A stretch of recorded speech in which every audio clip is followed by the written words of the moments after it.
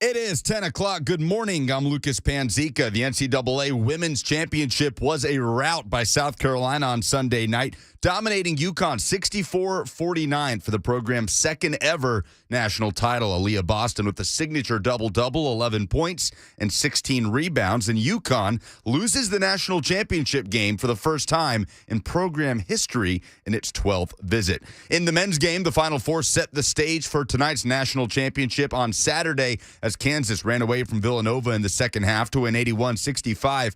Duke and North Carolina played out a classic that saw UNC win 81-77, ending Coach K's final run as a head coach in the Final Four. Tonight, Kansas and North Carolina play for the national title. Tip-off is at 8:20. Catch the Westwood One coverage right here on 104.5 The Zone. College baseball, top-ranked Tennessee grabbed all three games over the weekend at number 9 Vanderbilt for the sweep, culminating in a 5-0 shutout at Hawkins Field on Sunday. The Vols remain undefeated in SEC play and have won 19 straight. Vandy drops its 5th straight SEC loss. It's Tennessee's first series win over Vanderbilt since 2016, first series win in Nashville since 2009. For all your foundation repair and waterproofing needs, visit USSTN.com. Breaking news at once and your home for the Titans and Vols. This is 104.5 The Zone.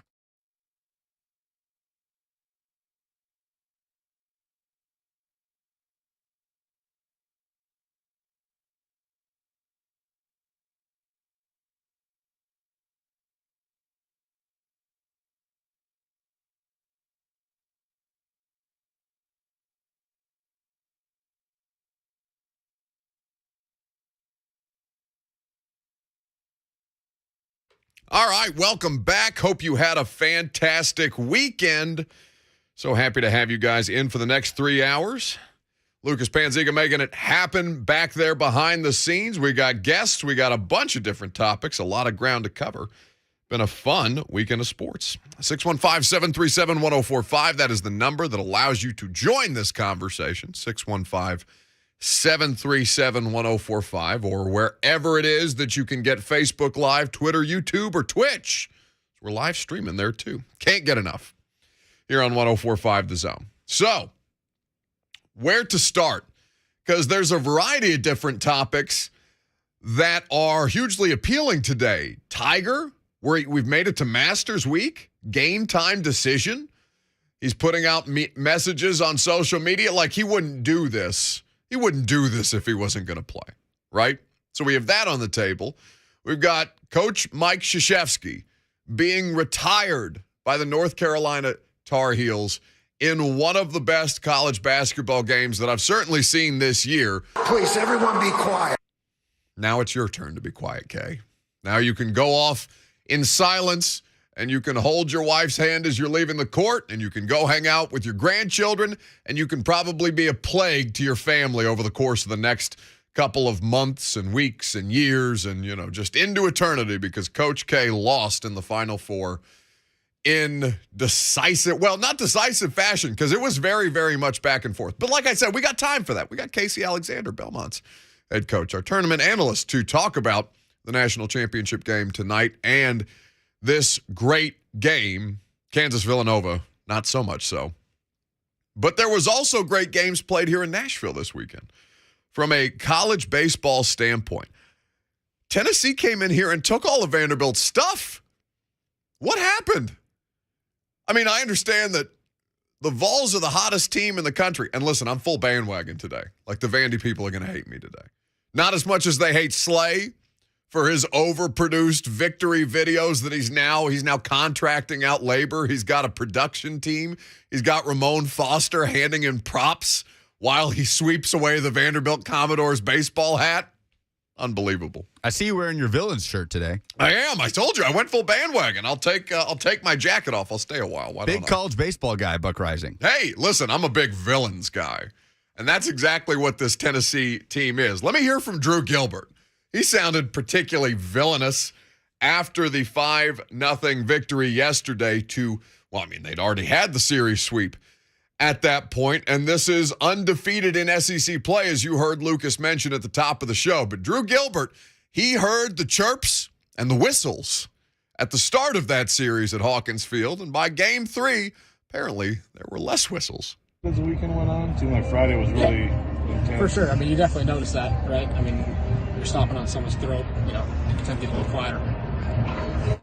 When you're stomping on someone's throat, people tend to get a little bit quieter. Very graphic. Woo! This man wanted all the smoke. Why shouldn't they? They have been impeccable.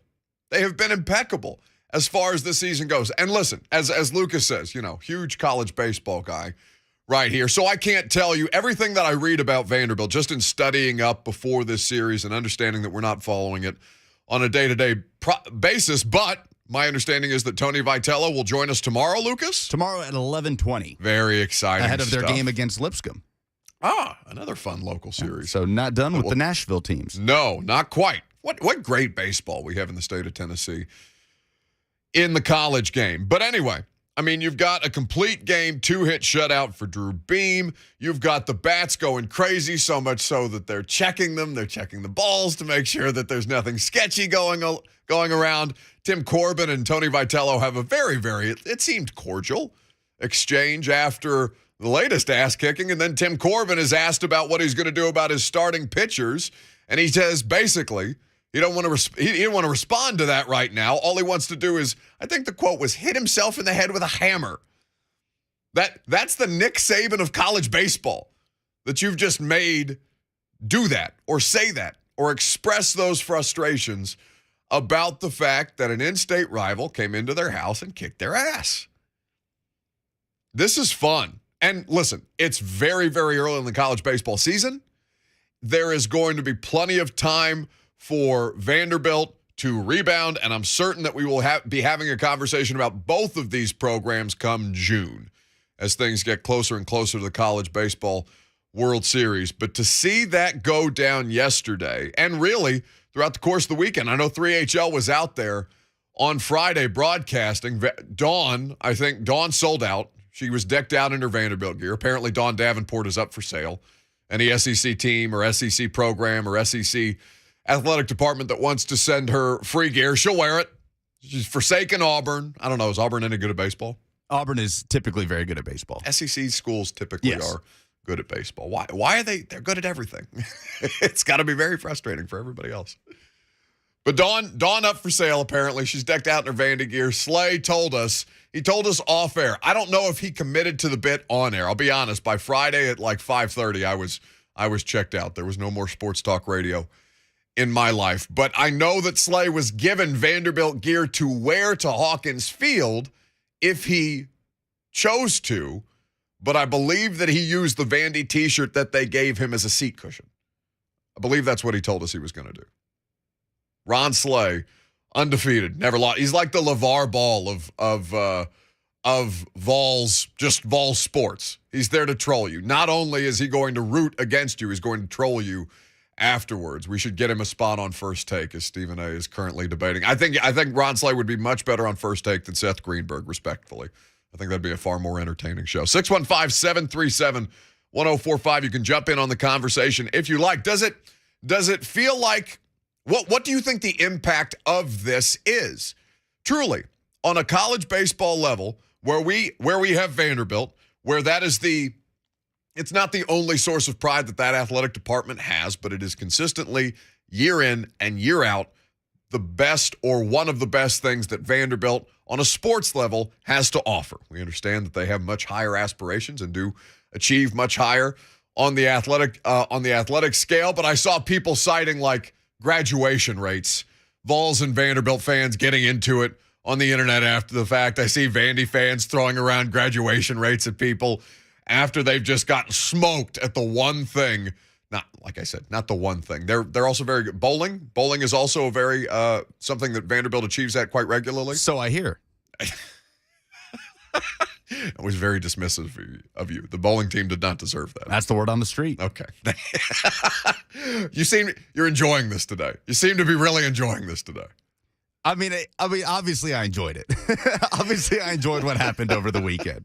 So where were you? Where were you? Take me through the emotions, because I'm sure you weren't alone. I'm sure you were somewhere with all your Vols buddies. How harassing Tim Corbin, a legend, an icon in local sports, just chirping at him from, some bar stool somewhere in East Nashville. Nope, that's not me. Not me. I don't think so. I don't know what you're trying to paint me as. No, you don't want people to think that's you, but that's actually no. I watched it at home very peacefully. I don't think that's true at all. I don't think that's true. But it was a very controlling and dominant weekend from Tennessee's pitchers, and they did not have to use arguably the two best pitchers on their staff, in Ben Joyce and Blake Tidwell. Prometheus on Twitch, where you can send us your comments, your questions, your thoughts, and your concerns. He says, gloating is the best emotion. It's true. The Whistler was significantly quieter on Sunday, I will say. Got that. I have one of these moments every year. I don't know why. Well, like I said, it goes out of my mind because, just to be honest, I'm not watching college baseball day in and day out. I think that could be said of most people outside of, Vols and Vandy diehards. That I totally get. I'm not dismissing that. That's how you choose to spend your sports time. It's the perfect time in the sports calendar to do it. You got that. But every year, I will turn on a Vanderbilt game at some point, varying points throughout the regular season, and I will be reminded that godforsaken Whistler still exists. I am not calling for violence. I'm not calling for anything to happen to the Whistler. But surely something, I guess not, because nothing's been done about it. I guess they can't do anything about it. Is the whistling, there's not that much to differentiate whistling from clapping. Yeah, he's not breaking any rules. That is detestable. Why would you want to go? This is the first time that we've really talked about the Whistler since we've had the radio show. I know this has been. We're not breaking any ground on this conversation here. That the Whistler is hugely annoying. But has he ever been asked why he does this? Because there's a couple of them, right? There's two. There's two. I can't stand them. I cannot stand them. Very polarizing figure among the Vanderbilt fan base as well. I'm certain because they want to go to the games. It's a fun place to see a baseball game. It would have been. The weather was incredible. Yeah. To go to those games this weekend, and then you set foot in that stadium, and then it's just the. I'm again not calling for physical violence in a public space, but get him out of here. The stage was set immediately too for the rivalry series. You love to see it right off the bat with Jordan Beck's home run being called back. I want to talk about a different kind of rivalry coming up next because there was a national championship won last night. The losing team has this thing hanging over its head, or at least the losing coach has this thing hanging over his head that Vols fans are very, very much attached to. This may be an emotional conversation, and it's coming up next.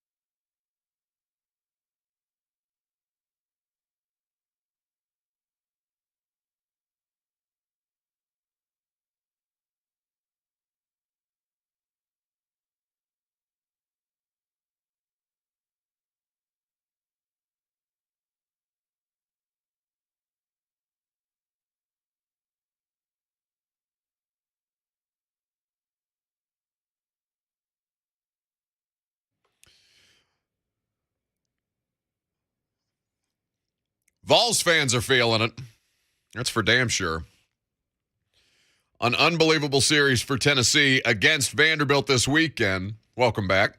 Buck Reising here with you until 1 o'clock.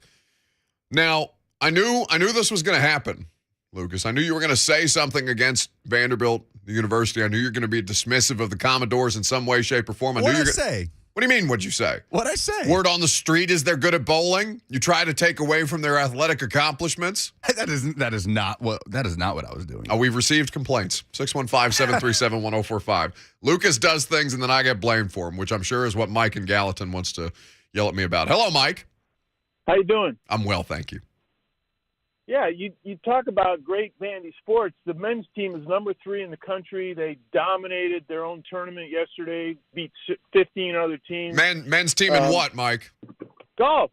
Okay, you didn't say that on the front end. Oh, I'm sorry. That's okay. I'm sorry. Yeah, their golf programs are amazing and have been for years.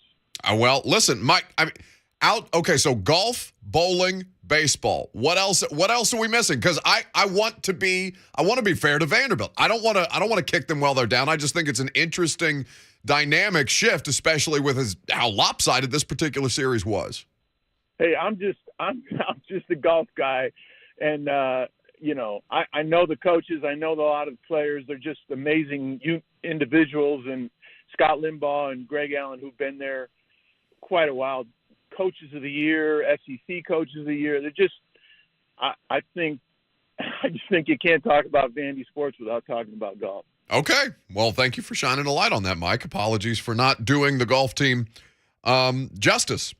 But I mean, I feel that it's not overwhelmingly publicized. Like I would not have known any of those things that the golf team accomplished this weekend if Mike had not called into the radio show and told us that. Now, maybe that's an indictment on me for not paying attention to all local sports all of the time, but I mean, I think we try to narrow it down to the things that people care about the most. And then with, again, all due respect to the golf team, it's not going to move the needle when I come on here and talk about Vandy having golf success over the course of the regular season, right? It would be, is there a college golf program in the country other than the one that J.R. Smith tried to play for a hot second? North Carolina A&T. Yeah, that's right.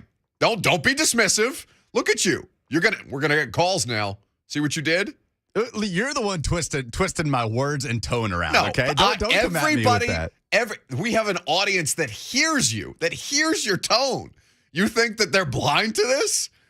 Do you think people? You think people are stupid when you're dismissive talking about Vanderbilt? No, I'm not dismissive. Listen, men's basketball on an upward trajectory, it seems, under Jerry Stackhouse.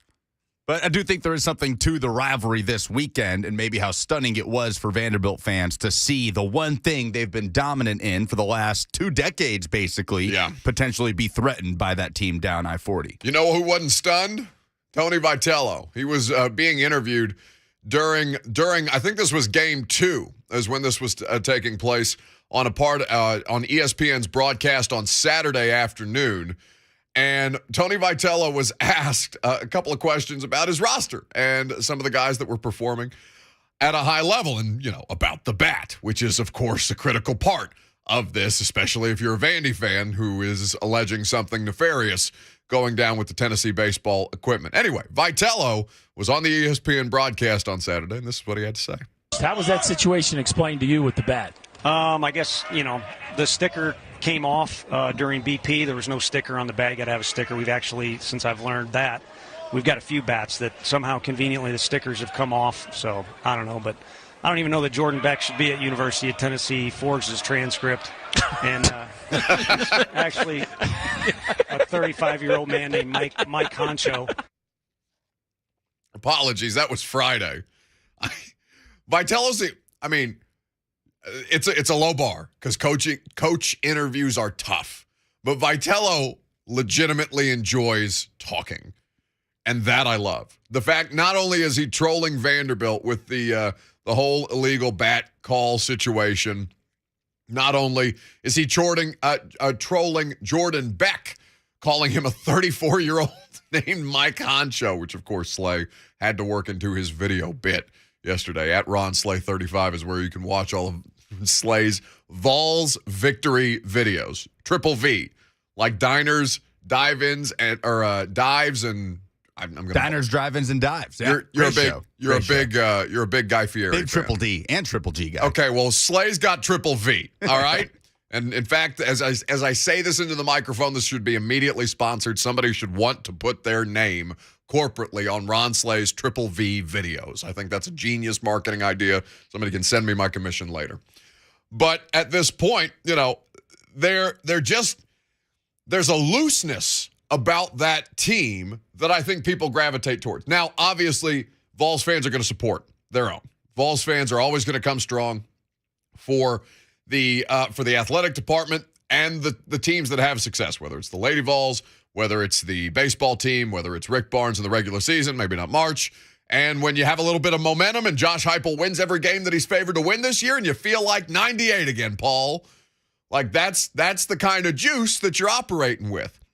But on top of that, there's something about them, whether it's the confidence, whether it's the swagger, and not to say that Vanderbilt doesn't have this as well, but I mean, Vandy doesn't have to carry themselves that way. They don't have to. They don't have anything to prove to anybody. They're Vanderbilt baseball, for God's sakes. They win everything. They are champions. That's not their personality, too, anyway. Well, I don't think. I think that traditionally you're probably right, but the personality comes from who? The personality comes from the manager. Yeah, that's what I mean. Yeah. Tim Corbin is not swaggering. Joke time, just kind of fast and loose with it, the way that Tony Vitello is. That doesn't mean that it's a bad. Tim Corbin obviously operates on a much different level, on a much higher level than almost every college baseball coach in the sport. But I think it's interesting to watch the two just parallel personalities and how those come together in, a state where college baseball is legitimately fun to participate in and to enjoy and to watch and to be a part of the rivalry. And I think that's what we saw play out on West End a little bit. It's good for college baseball. No, for sure. I mean, this is a nationally televised game that people were getting involved in. Like, I saw a lot of conversation around Tennessee and Vanderbilt baseball on April 2nd, right? That's a big deal for that sport when you're trying to attract eyeballs. And you've got legitimate star power, especially since your pro league can't get off its ass and figure out what to do with itself when, they were in danger of missing Jackie Robinson Day this year because of the lockout. Idiots. Anyway, you want to talk about a different kind of rivalry? Because I felt a little bit of this last night. Now, I don't know how many people watched the national championship game in the women's college basketball tournament. UConn and South Carolina, two perpetual powers at this point. And at what for we had a Pecorine statue conversation Lucas got very upset with me about because I didn't want Pecorine to have a statue without winning a championship. I don't think the statue thing without a championship is something that should just be, I don't want to say frivolously taught about, but I don't want to denigrate the meaning of having your image, your visage literally in front of the place where you spent your career trying to win championships, but ultimately not achieving that goal. Pekka deserves it more than anybody else. Don't want to get back and spin my tires or spin the tires in the middle of that conversation. But where the hell is Dawn Staley's statue at the University of South Carolina? Because all she does is win. I bet it's coming. All she does is win everything. And I found this interesting because, Lucas, you had the stat in your update, correct? That Gino Auriemma, this is the first time that UConn has been in a championship game and lost. They were 11-0 before last night, now 11-1. So they played in and won their first, UConn did, NCAA final in 1995, right? Gino Auriemma has been winning titles and competing for championships my entire lifetime. And in the 10 subsequent appearances, they've been undefeated. And so Dawn Staley gets another one over him yesterday. And I thought that the whole Gino Auriemma experience is interesting. I bring this up in the light of women's college basketball because Gino, statistically, when you hold his record up against, and now, I mean, Dawn Staley seems like she's going to be the next coming. You know the famous names in college basketball. You know Muffet McGraw at Notre Dame. You know Dawn Staley at North Carolina. You know Gino Auriemma at UConn. And for forever, Pat Summitt at Tennessee has not just been in the discussion of the greatest women's college basketball coaches in the history of that sport, but the greatest coaches in the history of sport. Pat Summitt is held in that kind of regard. And I was watching Gino be interviewed last night, thinking about this, and the idea that Gino or Dawn Staley or anybody could continue to achieve at a championship level because, correct me if I'm wrong, Lucas, Gino has now surpassed Pat Summitt as far as titles are concerned. Pat was 8-5 in national championship games, basically over the span of about 20 years, from 87 to 08. So Gino is a statistically more winning or winningest coach from a championship level. And there is nothing that man can do, at least, and this may be because we're here in the state of Tennessee. There may be bias associated with this. It's not lost on me the fact that I'm wearing an orange Tennessee, shirt today talking about this. I don't think there's anything that Gino or Dawn Staley or anybody else in the sport of women's college basketball can do to supplant Pat Summitt as this different kind of figure at the very, very top. Regardless of championships, regardless of rings, which is normally the way that we do those kind of conversations, there is nothing that it feels like Gino can do to get her off his back. Even though I don't know how they think about these things, right? Because Gino bristles every time you bring up, basically the idea that Gino Auriemma did not invent women's college basketball. Like he's a prickly dude to deal with when it comes to that and his history and his legacy. And I just think that has to be a perpetual frustration because he's never going to be that in the eyes of the rest of the women's college basketball consuming public. There's nothing that he can do.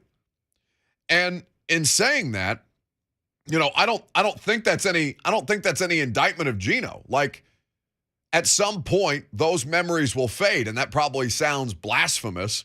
Lucas was terrified to let me have this conversation on the air today. Weren't you? Yeah, it's a touchy subject, especially for Tennessee fans, and the rivalry that Pat Summitt and Gino Auriemma had. They were not very fond of each other for a large part of that time. Understandably so. Like, you see those two personalities. Those are the ultimate competitors. Yeah. Those two are going to cut your throat if it means that they can cut down the net. With the same scissors that they use to cut down the net, that's the thing that they're going to shank you with if it means getting by you. Let me ask you this, because I'm legitimately curious. Why were you scared of me talking about Pat Summitt and Gino Auriemma today? Not scared.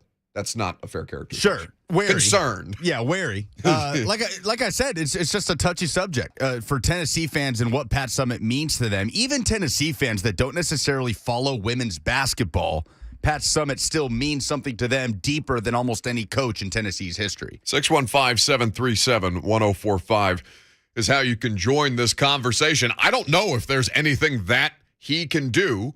And Dawn Staley in this same conversation, yet again a champion and overseeing one of the most powerful college and I say that without associating gender, men's or women's, one of the most powerful college basketball programs in the country. If not is South Carolina not the next? It seems like if you were taking like the next 5 years of a program, you would favor Dawn Staley in South Carolina over where you see UConn, even as they continue to get all of the Paige Beckers of the world, all of the greatest players. Half the WNBA seems to be populated by UConn players. It seems like South Carolina is on the verge of taking that step as being that transcendent program. Sure, and Gino's not getting any younger. No, he's not. How old is Gino? He's 68. I just looked it up. He was born 2 years after Pat. God, you're literally going to have to pry these people off the sideline. It's ridiculous how long they stay in coaching. Coach K's 72, and people are fearing a comeback tour for Coach K because he couldn't get past the Final Four. Anyway, Chris is in Thompson Station up next. Good morning, Chris. Good morning, gentlemen. So I have a unique take on Coach Auriemma. I had a privilege of meeting him about 17 years ago. Matter of fact, I met both him and Pat Summitt in consecutive years. But when I met him, one of the things that I realized about him is he's the least humble person I have ever met in my life. Gino is. He was surrounded. Yes. Yeah. He was surrounded by a bunch of operators, the special forces guy, and he equated himself to being on the same level as us from that aspect. I'm like, dude, you are a coach of a game, and you're great. Show some humbleness, dude. Come on now. He refused to show. Just kept on saying, that he put himself on the top tier of everything in life. I'm like, Jesus Christ, come on now. And Pat Summitt was a complete polar opposite. She was so thankful for being in the position that she was in, to be able to coach young ladies and to be able to teach. And so I just didn't. From that point on, I had my respect level for Gino went down substantially. And I'll hang up and let you guys comment. Thanks for the call, Chris. You think you felt the music? It was very low. You came in subtle. You're even scared to interrupt a caller on a Pat Summitt point? I was waiting for 60 seconds to hit.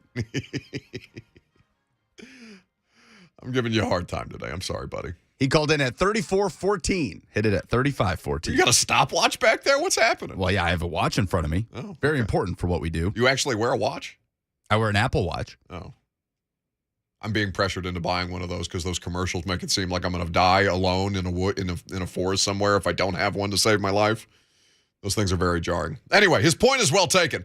But here's my thing about Gino, because immediately we have people in the comment section, YouTube, Peyton Gerard writes in, Buck, I think you're being a little dismissive of Gino. No, I add parenthetically, Peyton, that's just my voice. It's just I have a tone problem, so I just come across as generally dismissive. It's something that we're fighting very, very hard against. But UConn literally didn't lose a game for 3 straight years. You're not wrong, but since 2010, outside of Notre Dame playing them a lot and being a challenge, nobody would touch UConn for quite some time. I don't mean to sound like I'm taking away from Gino, but to the caller Chris's point, is it surprising that Gino Auriemma, champion, 10-time champion, is it surprising guy who literally didn't lose a game for 3 seasons? Is it surprising that kind of a caliber of winner carries himself with that kind of arrogance? That's the least surprising thing to me in the world. It's more surprising to me, and honestly, I almost find it, I don't want to say that I find humility in athletes or coaches of that kind of level, and there's only so many at that kind of level, right? I don't know if I find the humility from them disingenuous, but there is more of the arrogance in those people. Pat Summitt, great as she was, humble as she was, caring as she was, and just overall force for good. Pat Summitt. And I don't just say those, I don't say those things in those kind of terms because Pat Summitt is no longer with us. I think that those things, I know that those things would hold true even if Pat Summitt was still with us today. That's not something that goes away, just, something that gets overinflated after a person passes on. We sometimes do that in sports. I think that Steve McNair ends up being one of those kind of people whose early passing elevates him in people's minds far beyond what Steve actually was. Not to take away at all from Steve, but I think we do that sometimes with athletes and coaches posthumously, fairly or unfairly. But in the way that Gino carries himself, I am more surprised when there are people that carry themselves like Pat Summitt at that level than the Gino Auriemmas. Now, maybe that's because I work with coaches and players. It's only one locker room, right? It's the Titans. That's the league, the NFL. That's the team that I cover on a day-to-day basis. Maybe I'm running it through that prism where everybody in the NFL, for the most part, carries themselves that way because you have to. Because if you have any kind of confidence leaking out of you, somebody is going to rip you apart and you are going to fall through the cracks and you'll end up in the CFL or whatever the hell 7-on-7 tournament league that Johnny Manziel is currently playing in between his time with the IG models. Like, it's just that kind of a margin for error. That stuff fascinates me. It's also an interesting conversation because Gino, doesn't have any foundation to have his career if it's not for what Pat does for women's basketball.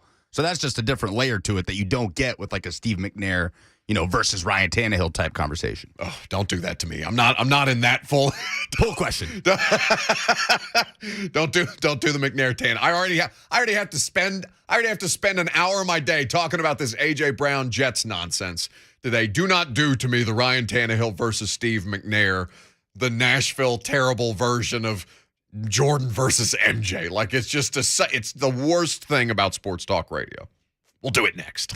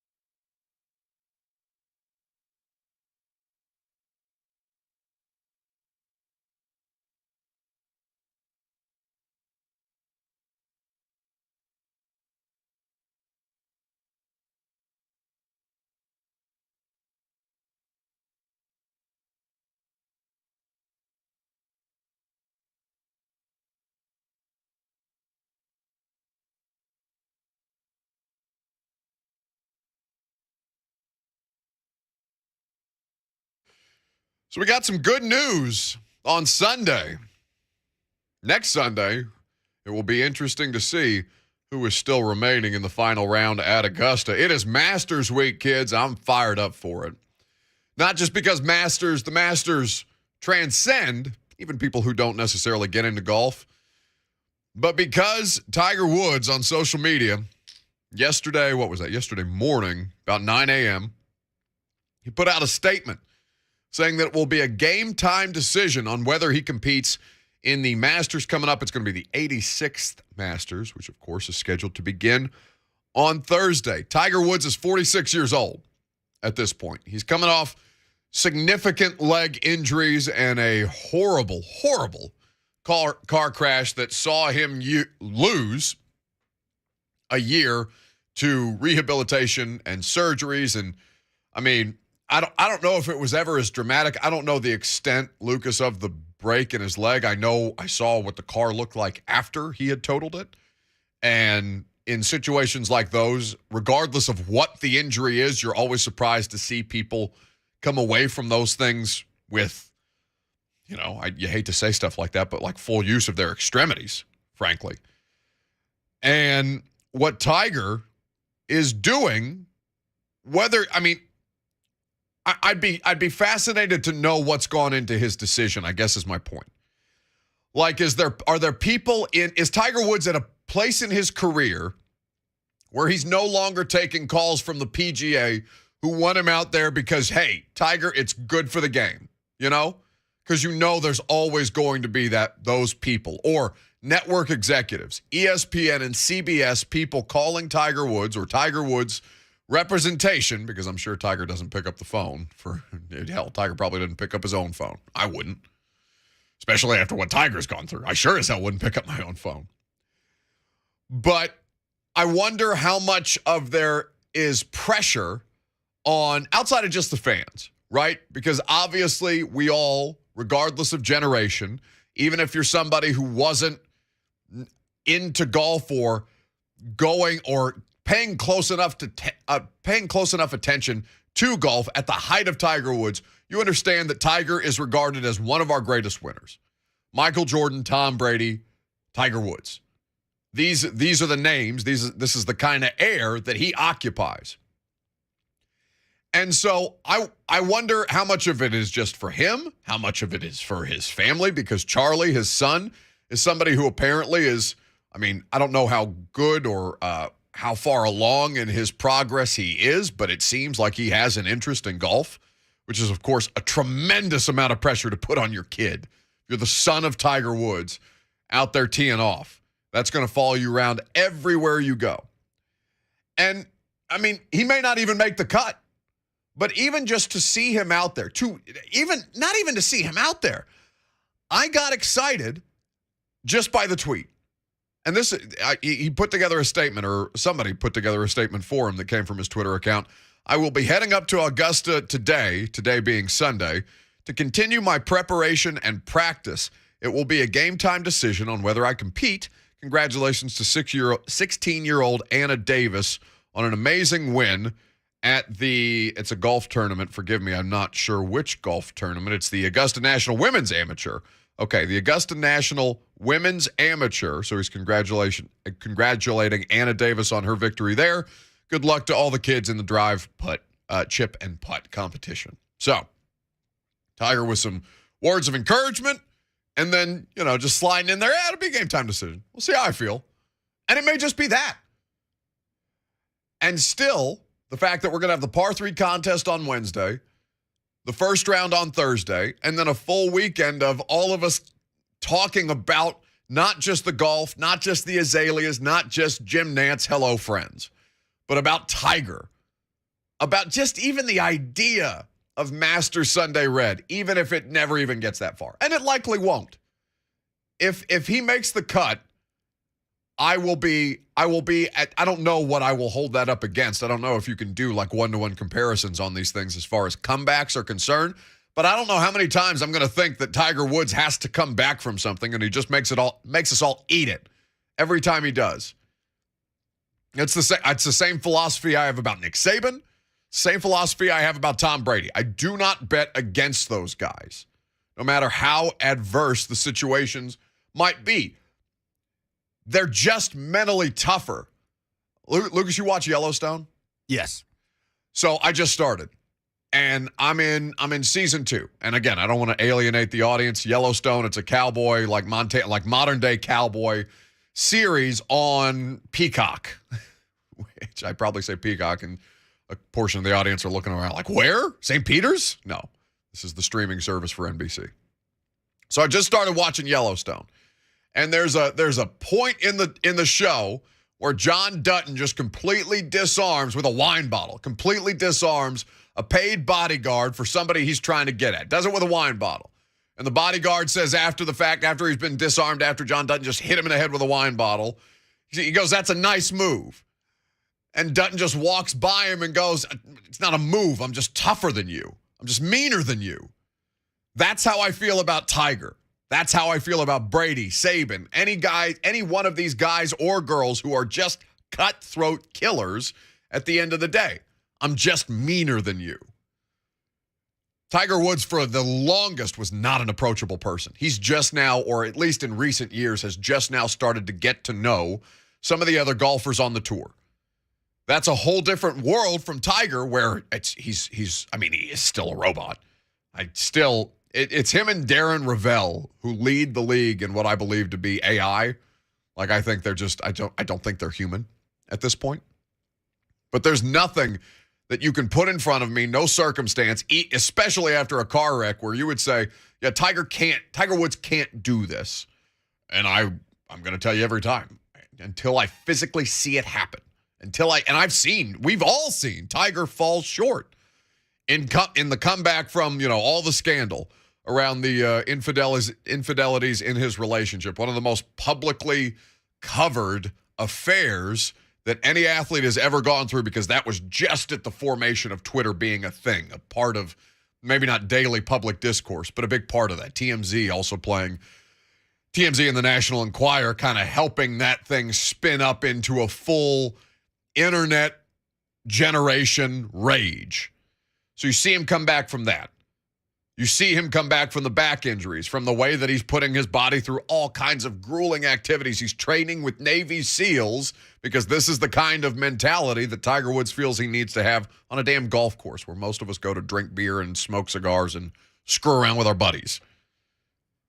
But we haven't seen him come into a major with these type of circumstances. Like 2 weeks ago. A couple of broken legs? Yeah, no, this is different. He's come out of some stuff throughout his career, but I don't think it would surprise people if he was walking on Sunday, right? Like contending on the final day, or if he didn't make the cut after 2 days of the Masters. No, this is one of those cases where you can operate in the extremes. You can. Tiger could be in the final round. Tiger could not make the cut. And I think all of it is okay. Even just the idea that he may be able to participate in some form or fashion, I think does golf a huge favor. Not that the Masters doesn't have juice in and of itself, but you're going to continue to have this as a part of the conversation, where it's, it may not be the A block on national television today, but it's certainly a part of every conversation being had around sports media today.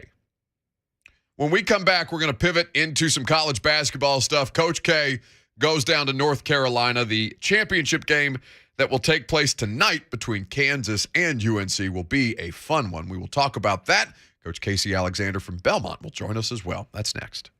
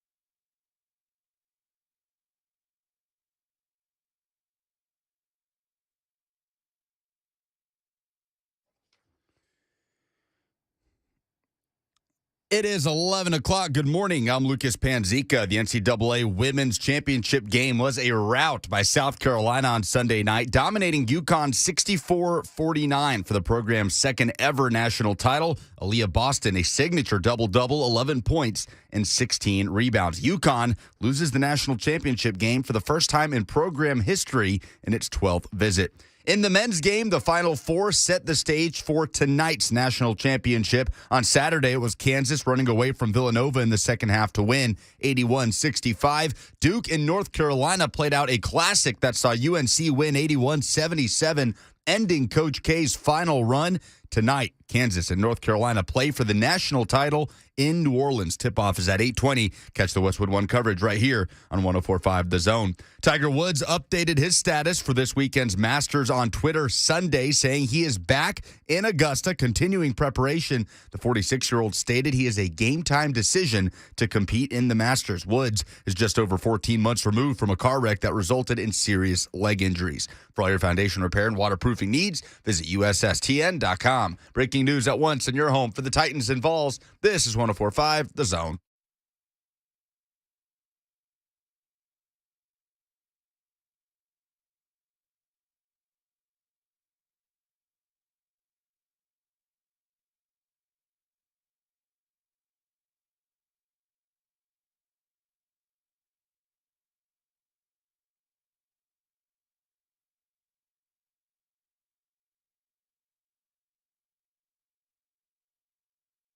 Hour number 2 on this Monday. Welcome in if you're just now hopping on, or welcome back if you've been sticking with us so far this morning. We're happy to have you guys in for the show. Hope your weekend was spectacular. Hope you spent it outside, out and about, enjoying the beautiful weather that we had here in Middle Tennessee, instead of sending me questions about, is A.J. Brown getting traded to the Jets? We can talk about that later on in the show. 615-737-1045. That's the number. That's how you jump in on the conversation. Lucas is back there making it happen. You'll hear his voice first, and then we can talk about whatever it is that you want to talk about. Casey Alexander, head coach of Belmont men's hoops, will join us as well. He's down in New Orleans, correct, Lucas, for the Final Four? He was down there for the Final Four. He's there for the national championship game tonight. Coach Alexander has been courteous enough to be our tournament analyst for the last, basically, month at this point. And we will get the latest from his perspective down there at what it's not even Mercedes Stadium anymore, because that's Atlanta. What is the Saints Stadium called? Oh, Caesars, right? Caesars is the new sponsor, I believe. Is it Caesars or is it Little Caesars? No, I don't think it's the pizza. I think it's the sports book. Probably Caesars. Yeah. I don't know what the bank account of the Little Caesars, the $5 pizzas versus the gambling giant with JB Smoove and the Manning family. Yeah. It's the Caesars Superdome. All right, very good. So at the Caesars Superdome. But in talking about the national championship game tonight, you cannot discuss the sport at all for basically the last 2 months without bringing up Mike Krzyzewski. So it was interesting to watch how that came down, right?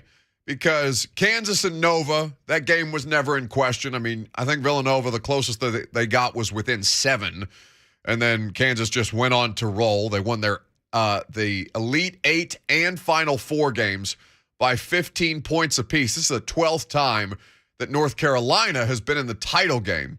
That will be the national title game. But for looking at Kansas and Villanova, he said, all right, Kansas felt pretty good about that. By the way, Ron Slay called both of those games correctly. He also made me a tremendous amount of money this weekend. Thank you very much, Ron. I'm sure he will have picks or a pick for the national championship game later on 3HL.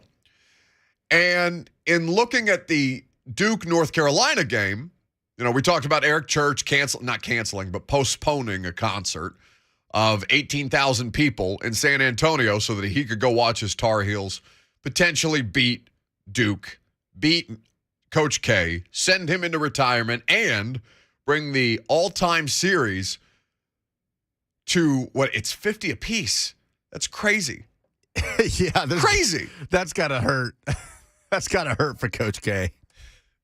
Lebowski writes in the YouTube chat, is the sponsor Caesars or is it Caesar salad? Thank you for all of your great comedic work. Idiot. 50 and 50. That's got to be a tough pill to swallow. Really dumb. Really, really dumb. And, Kay knows the camera's on him all the time. And Tracy Wolfson is great at her job, the CBS sideline reporter, of course, for all of these major events, whether it be basketball, football, or everything in between. Tracy Wolfson is thanking Coach K in her final interview with him for all that he's done for college basketball. By the way, stuff that K deserves. Like, for whatever you may feel about Mike Krzyzewski, whatever you may feel about Duke, he deserves that. He deserves that kind of praise. He deserves his place in history forever and ever. Amen. But it was also incredible to see him kneecapped that way, to see that program kneecapped that way, even if the lovable underdog is the team that's been in the final 12 times in their program's history. Watching Mike Krzyzewski limp off the court after they had just toppled him in what was an incredibly exciting basketball game, I wasn't sure how to feel about it because I don't know who occupies that space. We don't have a legend in college basketball anymore. Like, the only one who's still kicking around that way is Jim Boeheim, and that's because he's coaching from the beyond. I think Jim Boeheim has left us 20 years ago, and he's just been on the sideline as a corpse, basically. That's a terrible thing to say about Jim Boeheim. I apologize. But you get what I'm saying. Like, we don't have that overwhelming presence, that one thing that dominates college basketball anymore. Where that used to be a kingmaker. Bobby Knight, Mike Krzyzewski, Tom Izzo is something like that, but he's always been on a different tier, right? Izzo's never been talked about in those same kind of hushed tones or reverent tones. So I don't know what this means, not just for I don't care what happens to Duke. Duke's probably going to be fine. And they're hoping that they can be just as fine as North Carolina was without Roy Williams, who is just fist pumping and losing his mind in the stands. It was a great camera shot of him just celebrating from afar with Hubert Davis because he's up there watching like a civilian or as a civilian for the first time in his life. Not the first time in his life, but the first time where the COVID restrictions have been lessened and allowed him to be a part of these games. It's one of the greatest rivalries in all of sports, UNC Duke. And to have it play out that way, I saw the immediate reaction, the knee-jerk reaction was greatest college basketball game of all time. And, you could go back to Villanova and their games against North Carolina, for God's sakes. The national championship. That's one of the most insane things I've ever seen in my life. Like two games immediately come to mind that were better than that. Gonzaga UCLA last year. Tremendous. That's a more fun, that's a more, end-to-end battle than it was on Saturday. The tournament provides these moments more often than we like to think that it does, right? But it's amplified so much because of the way that this dude, this one person, hovers over everything in that sport. Coach K Day was a thing on ESPN. And they got they didn't quite get their asses kicked by North Carolina at home, but they lost to North Carolina at home in Krzyzewski's final home game at Cameron Indoor. Please, everyone be quiet. You can only use that. Today's probably the last day for that. Probably. Are you going to have some kind of emotional moment with the Coach K, please everybody be quiet sound? I feel like you've grown attached to that. You've had a couple of tough losses this year. You lost Julio. Yeah. I don't know. I don't know what we can still use that if Julio does play in 2022 and has anything to do with if he plays against the Titans and catches a touchdown pass. What do you think we're playing on Monday? Okay, that's one very, very specific. He doesn't catch touchdowns. You're right. The Julio thing's obsolete, but the Coach K one that can stick around. I don't know. The library of voices grows smaller and smaller every day. We've been leaning very hard. Hey, this is a terrible joke. We've gotten more out of Caleb Farley's introductory press conference than we have out of Caleb Farley as an NFL player. Yeah, I rebuke that in the name of Jesus. No, Caleb, it's so. Unfortunately, you cannot rebuke that in the name of Jesus. That's an actual thing that's happened. We ridden that sound into the sun. So are we done with the Coach K stuff? Like, is he going to wander out onto the floor at half court before the national championship game today, just thinking, like, no, this is what happens. It's the national championship. I'm being honored. No, Coach, you guys lost. You It's enough, Kay. You got to go back. No, thank you for all your good works. I mean, listen, he's not going to go away. Now, I don't know if he's going to do the Roy Williams thing, where it's for almost every North Carolina game this year, you've seen a camera shot on the broadcast of Roy Williams sitting in the stands. Yeah, you don't know if Coach K is going to be around at every Duke game. I'm sure he's going to be sitting on the bench. I'm sure. That would be terrible. It's John Shire, right? That's taking over John for him. Shire. Yeah, so this is very parallel situations with Duke and North Carolina. Former players taking over for icons and legends, and I don't know what K's going to do. I don't know. He's got a podcast. He has a podcast. Yeah, currently? I keep hearing damn commercials for it every time I turn on Sirius XM in my car. Okay, so the Coach K farewell tour thing's not over. Because No, he's doing the Tom Brady thing. Right. Tom Brady has the podcast incredibly intelligently named Let's Go because Jim Gray and Tom Brady screams to me, let's effing go. But Coach K, when he has his last season of his podcast, we're going to have like a ceremony for every single podcast of his final season of Coach K's last run as a podcaster. The intro is going to be, the intro music for the podcast is going to be Every Time We Touch. Yeah. Please, everybody be quiet. I feel like every time Coach K does something for the final time from here on out, we're going to have a special about it on ESPN. Do you see that people were passing around these little cards with Mike Krzyzewski fact sheets? Like this was something that Barstool Sports, I think, started. Yeah, not favorable facts. No. They're all terrible facts. Like they're like bad interactions they should have with players. Hey, don't forget that one time when Coach K mercilessly ripped that student media member about the one thing he said about not supporting the program. That was terrible. It's like a prayer card. Like the thing that they give you at funerals when the person is passed on with a little picture. Trying to get college basketball shut down because Duke wasn't good in, I think, the 2020 or 2021 season. That's right. He tried to end the season. He tried to use the pandemic to end the season because Coach K was losing. Not for safety, because Duke wasn't winning games. You know what? I respect that. Good on you, K. Now, away with you. I could not. I don't know why I have such a visceral. It's not like Indiana and Duke have ever had any it's not North Carolina, it's not Kentucky, it's not Michigan, it's not all of these different programs. I don't have any animus. Me neither. Towards Mike Krzyzewski, but there's just something about that godforsaken program that I cannot stand. Well, I'm just tired of it. Like a few weeks ago, people were complaining about it, and I'm like, if anybody deserves this type of, final goodbye by the media, it's Coach K.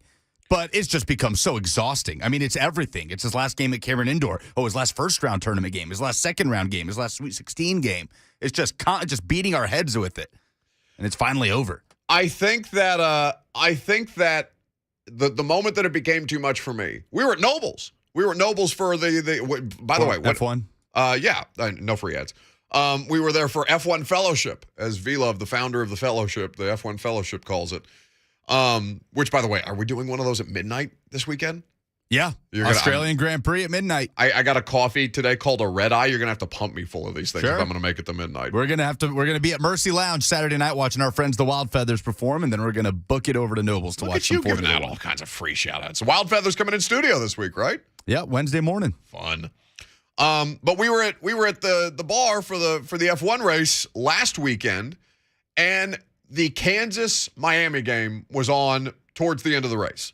And so I'm watching Kansas and Miami in the corner, and I just see them, they do this whole package on Coach K in the middle of the Kansas-Miami game. I'm like, he has nothing to do. Get him out of here. We're going to get that today, aren't we? Oh, for sure. Yeah, we're going to get that today.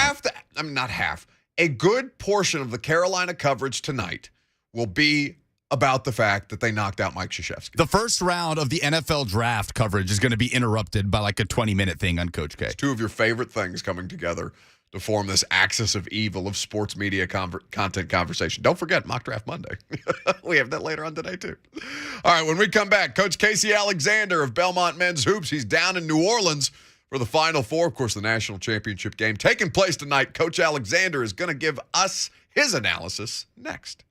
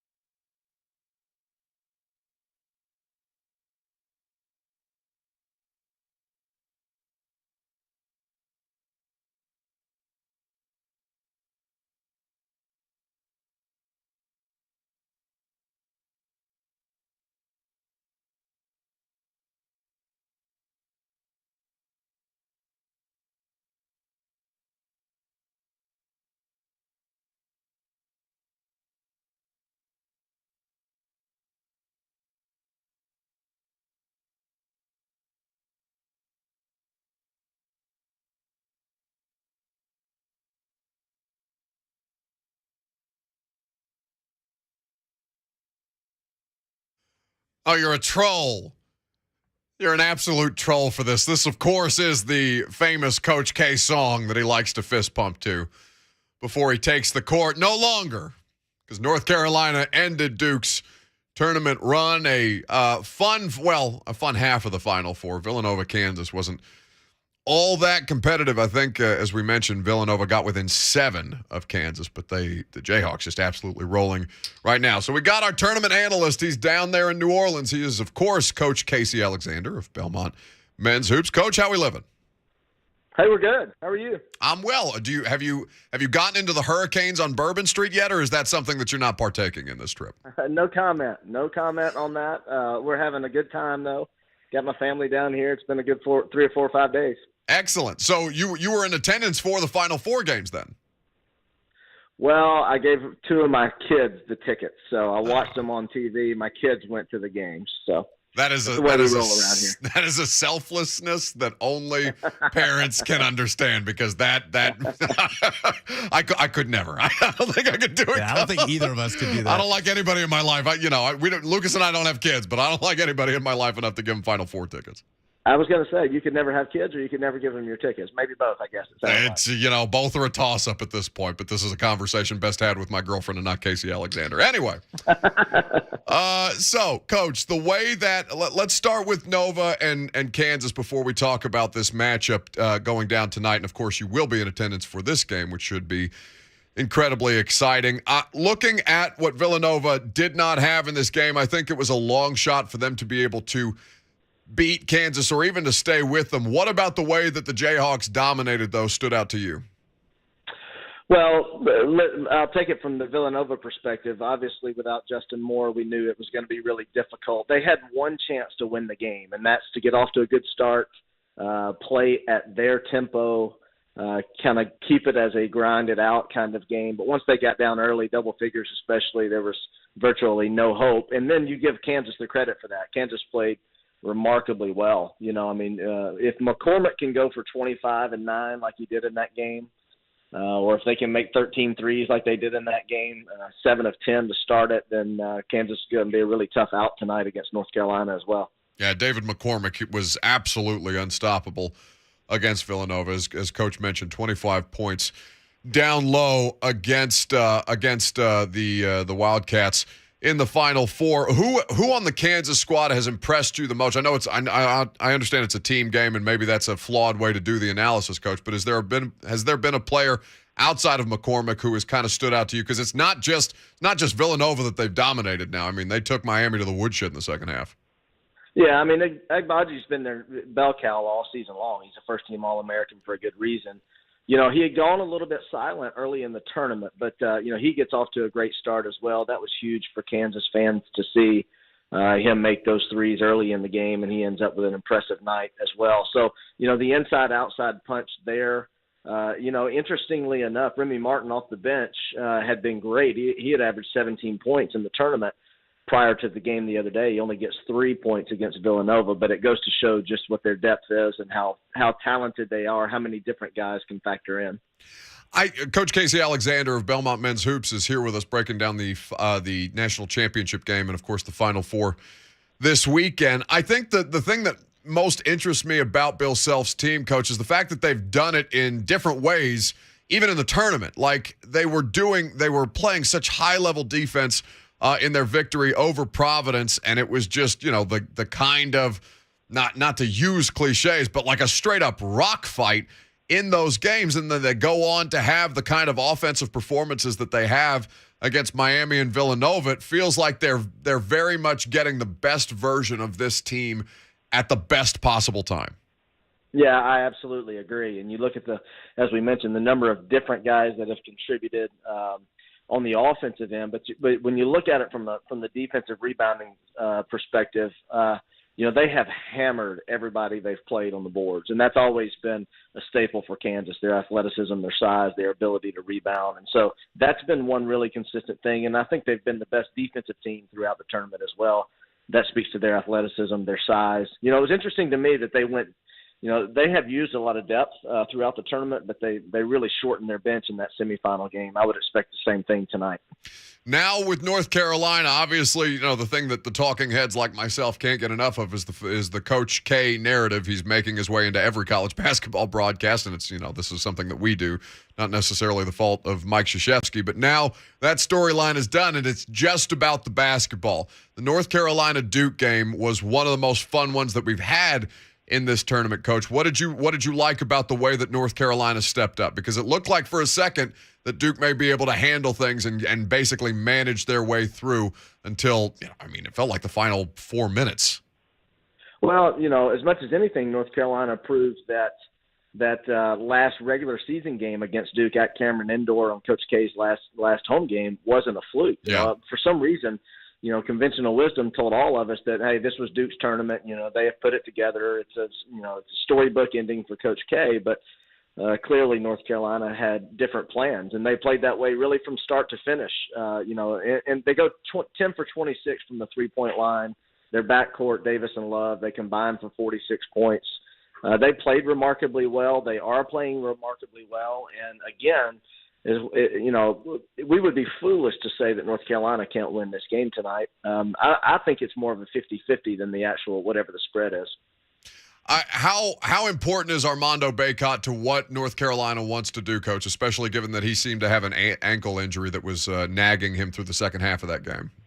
Well, he's extremely important, and that really is the million-dollar question is, what his effectiveness will be. Will we even notice that he's hurt, or, will it severely impact his ability to make the contribution that he does night in and night out? Now, they don't need him for scoring. It's not as if they can't play their game without him, but, they only played a total of 13 minutes off the bench with their subs the other day, and that was largely because of foul trouble and then Bacot's injury. So, if he's not the same, then that really shifts, not to the extreme that Villanova did when Moore went out, but if he can't be his usual self, then that really changes things for North Carolina.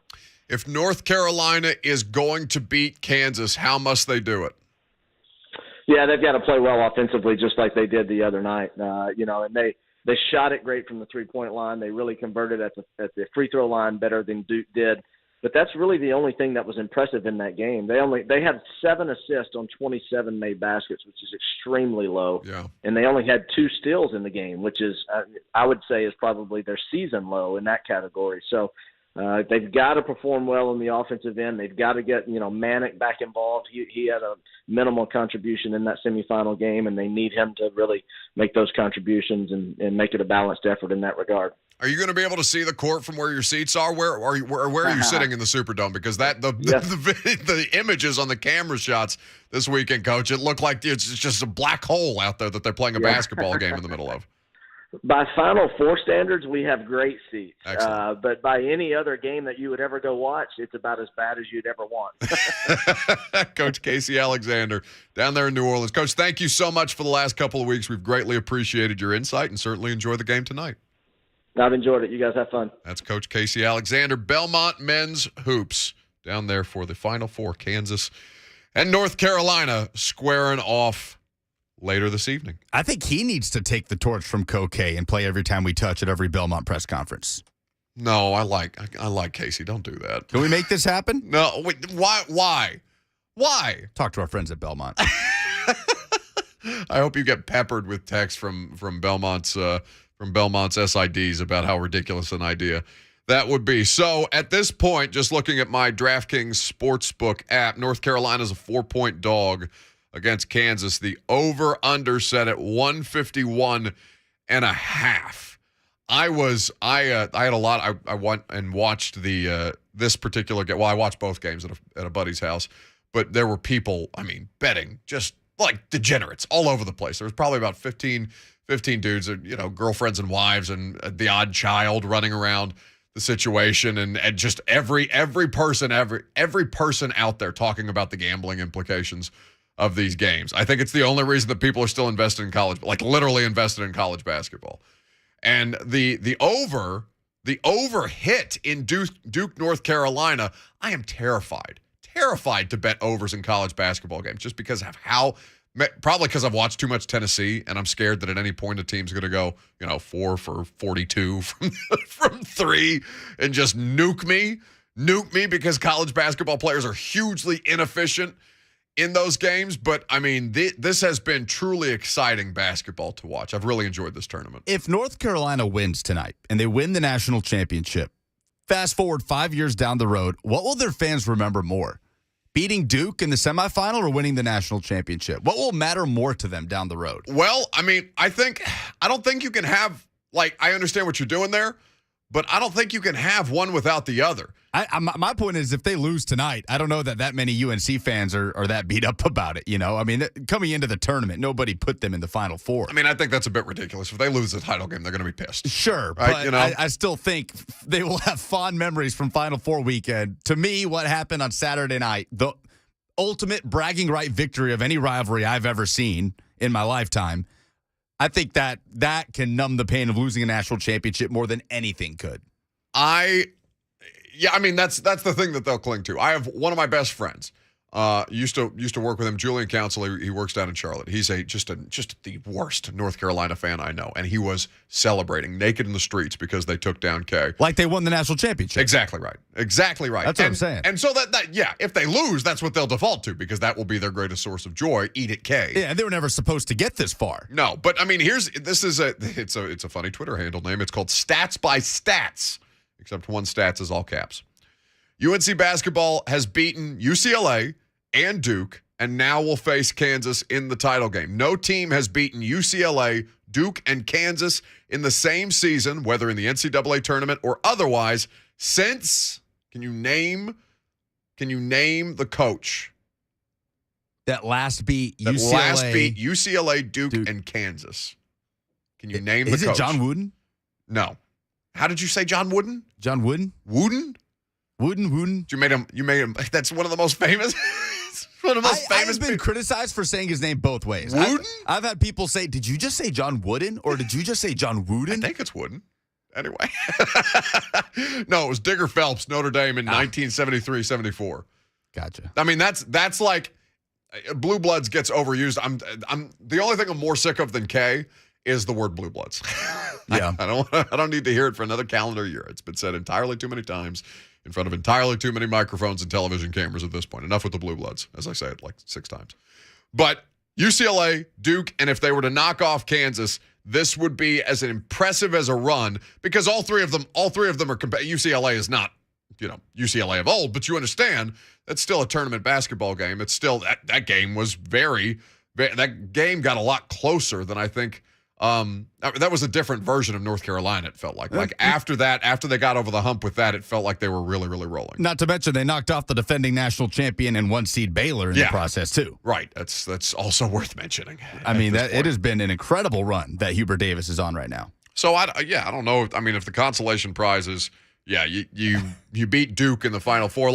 So just to kind of run this through my own context, my freshman year of college was the Anthony Davis Kentucky team, the number 1 team in the country, the one and done Anthony Davis. And not just because Anthony Davis and that Kentucky team came to Indiana and Indiana beat them on a last-second 3-point shot, and I was blacked out drunk in the stands in a banana suit that, we don't need to mention anymore after that. But because that same Anthony Davis Kentucky team, that same team beat Louisville in the Final Four. Now, I had some buddies that were at Kentucky. We went to Lexington for the weekend.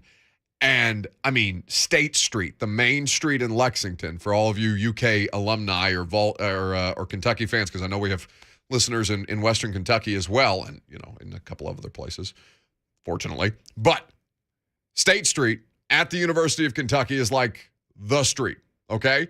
And it was on fire.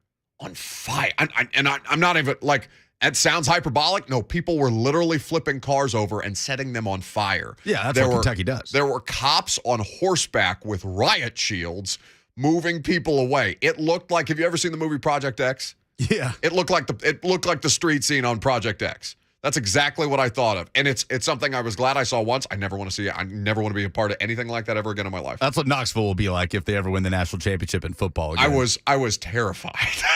You're saying it was like that after beating Louisville in the Final Four, not winning the national championship. The national championship after that was just gravy for Kentucky because they beat Louisville, and that was Rick Pitino, Calipari, Anthony Davis. Like that was incredible stakes, and I feel like there's that same kind of energy with North Carolina and Duke.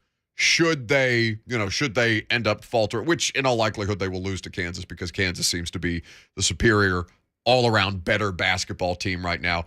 But and that's not to denigrate anything that North Carolina's done. But certainly Hubert Davis is going to get a lot of praise, rightfully so, for the way that team has kind of come together. And really the players in and of their own right. You've seen them kind of grow up in the middle of a season in the way that I think we're more accustomed to like Kentucky doing, where you see a young, and this is a different roster construction. This is not a bunch of one and done freshmen.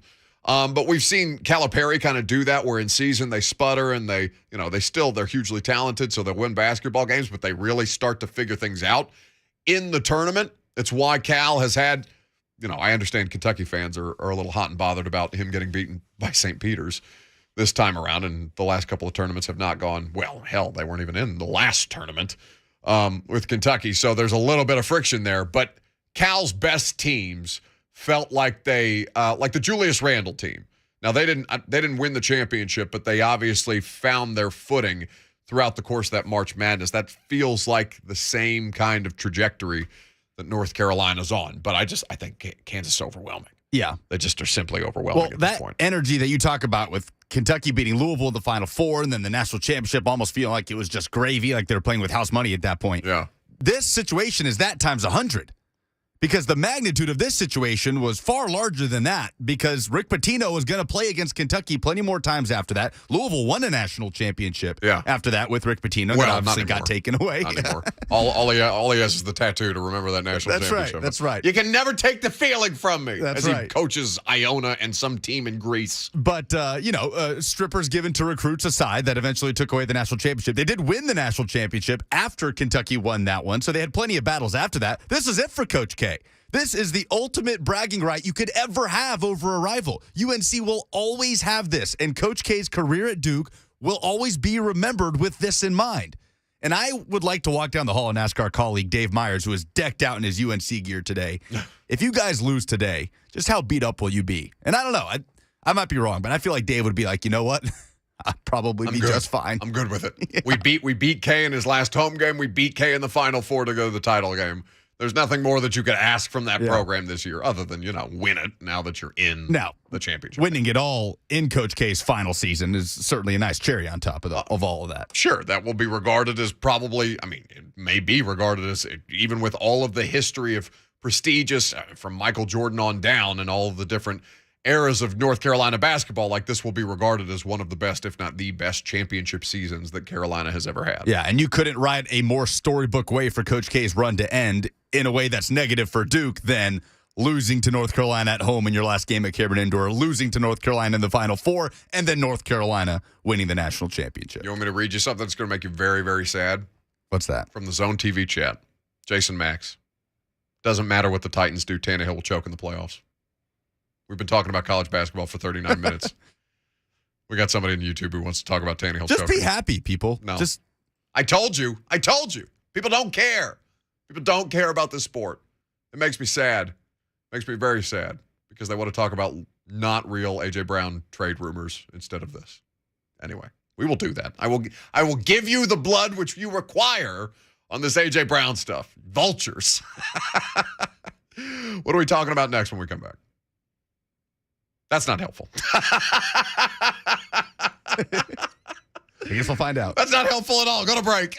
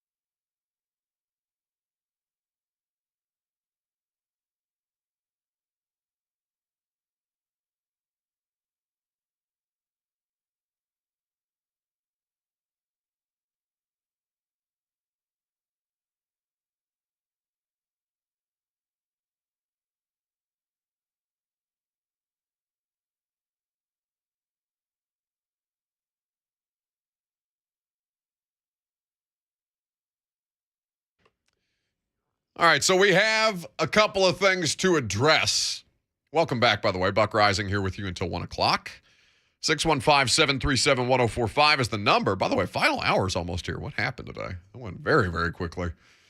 We will have Carmen Vitali of the Draft Network for a mock draft Monday, and then we'll talk about this godforsaken A.J. Brown stuff. You guys won't let off my neck for a hot second. But, things tend to work out better for content purposes if I'm bothered by them. So I guess it had to bother me about something today. So we'll get to that later on.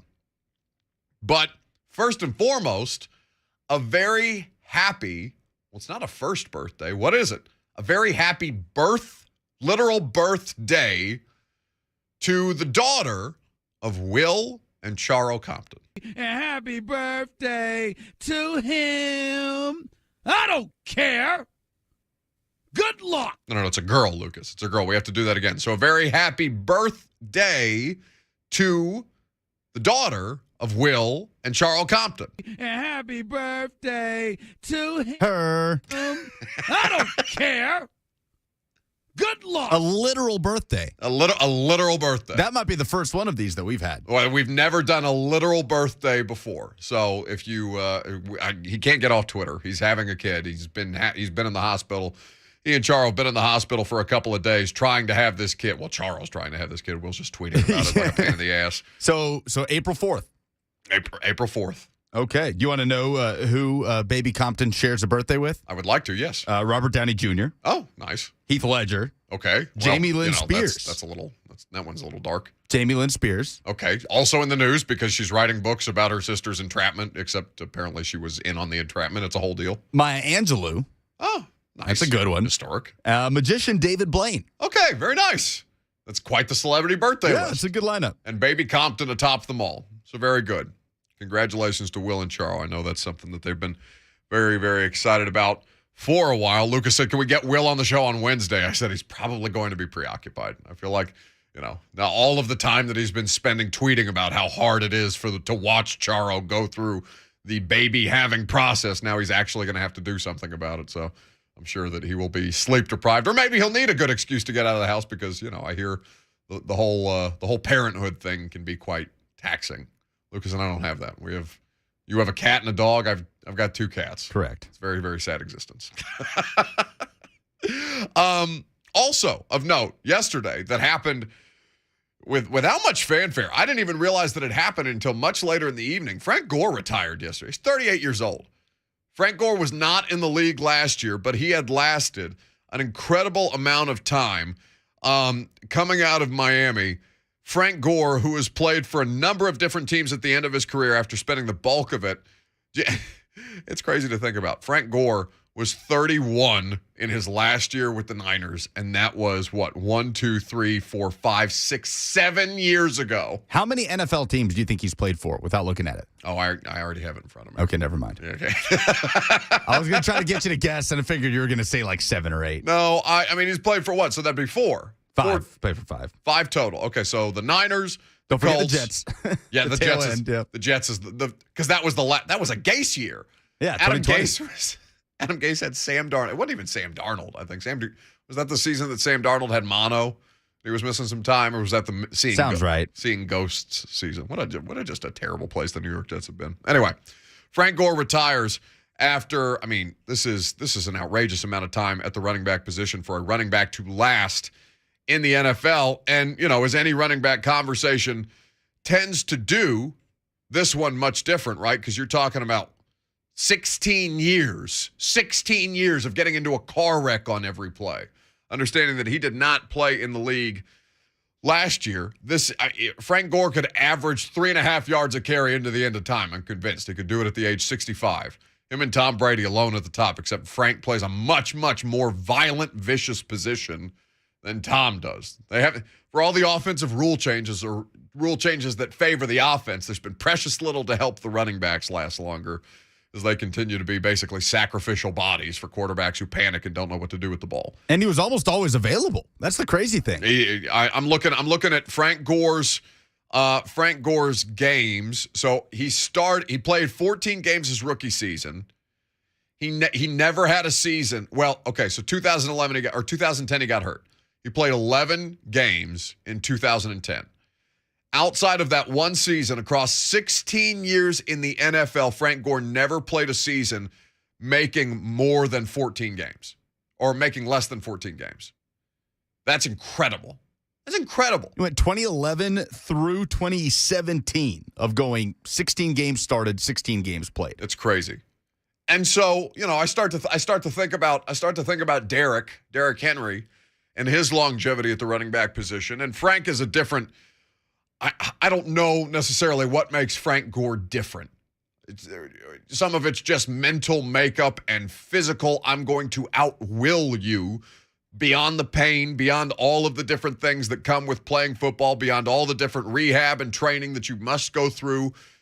And some of these guys crave that routine, right? As taxing and as grueling as it might be, some of it might just be, hey, I'm not overwhelmingly athletic by most standards, but I'm just going to outwork you. I'm going to last physically longer than you are in this battle for real estate that the game of football is. And so it makes me think about Derrick, because Derrick's got a different kind of precedent, right?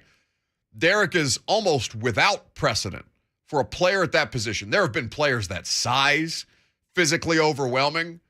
Brandon Jacobs, but Brandon Jacobs was never that kind of athletic or fast, straight line speed that Derrick Henry has. There have been fast running backs, but never somebody who's 6'4", 250 in the game book, and probably, depending on how much Derrick has been lifting in any given offseason, he's probably a little north of 250. 6'4", 250, and running away from your secondary, pulling away from your secondary, and making them look like children while he does it. I don't know. I'm fascinated to see what the rest of Derrick's career looks like, because we're starting to get into the period where you can, all right, first season as a pro where Derrick has suffered a legitimately detrimental injury. Now, it's a broken foot. The bone is either healed or it's not. There's no in between. And we understand that he had a bunch of metal in his foot during the playoff game after missing 12 weeks of playtime to get this thing back up and going, or trying his best to. And he did try his best to. But longevity, I want to know how Derrick Henry's game is going to age. Just to kind of look at, different sports. I had the same question about Russell Westbrook.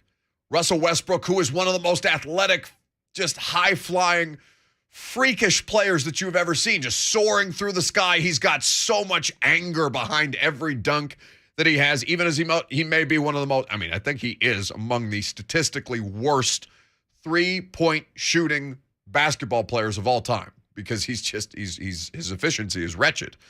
But that was something that I was always curious to see how it was going to age, because Westbrook, Ja Morant is the next evolution of Russell Westbrook, right? Are you asking me? I was asking. Is that like a common thought? I think it should be. Does Russell Westbrook have the type of physical ability that Ja Morant has? Russell Westbrook did. OKC Russ. Like Harden, Durant, Russell Westbrook Thunder, when they were out there competing for finals, not able to win them, but just this unholy, just seething full of rage, dude who could jump out of the gym and make you feel every basket because he is coming at your neck with force. Ja is that, but more athletic, which is why I'm saying he's the next evolution of what peak Westbrook is. I have that same thought about Derrick. Like, Derrick is the evolution of the running back, bigger, stronger, faster than any other player at the position that we've ever seen, and certainly has record-breaking precedent now as a part of his career. But how does that age at that position? Frank Gore is the anomaly. And I want to know I'm curious to see what the next year of Derrick looks like, much less beyond. When we come back, we'll get into a little bit of more Titans conversation. Speaking of Derrick Henry at one point, people don't forget.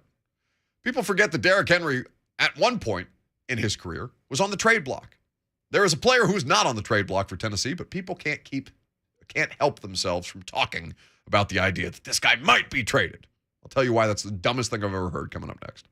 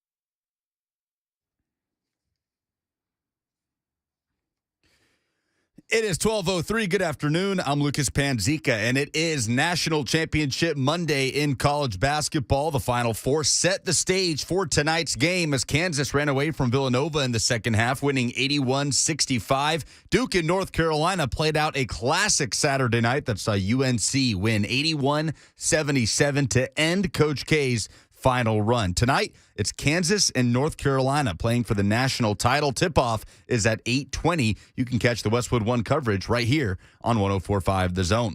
Tiger Woods updated his status for this weekend's Masters on Twitter Sunday, saying he is back in Augusta, continuing preparation this week. The 46-year-old stated he is a game-time decision to compete in the Masters. Woods is just over 14 months removed from a car wreck that resulted in serious leg injuries. For all your foundation repair and waterproofing needs, visit USSTN.com. Breaking news at once on your home for the Titans and Vols. This is 104.5 The Zone.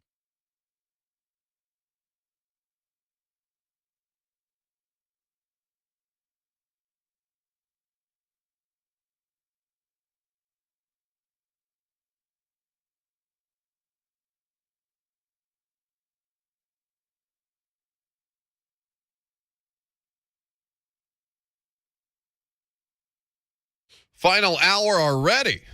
Moving fast on a Monday. Hope everybody is doing well. Hope your Monday's off to a fantastic start. Ours is made better by having you here for the next, 50 minutes or so.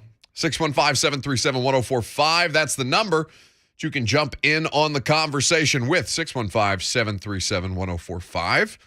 Lucas is back there making it happen. Carmen Vitali, our friend from the Draft Network, will soon be here, and we'll do a little mock draft Monday action. But there is a thing that we need to address first and foremost. And I hope to do this once, and I hope that this is the end of it. I feel that it will not be the end of it, but we will do this nonetheless, and we will hope that in some way, shape, or form, society advances itself enough to where we never have to bring this up again. Like I said, I'm not optimistic.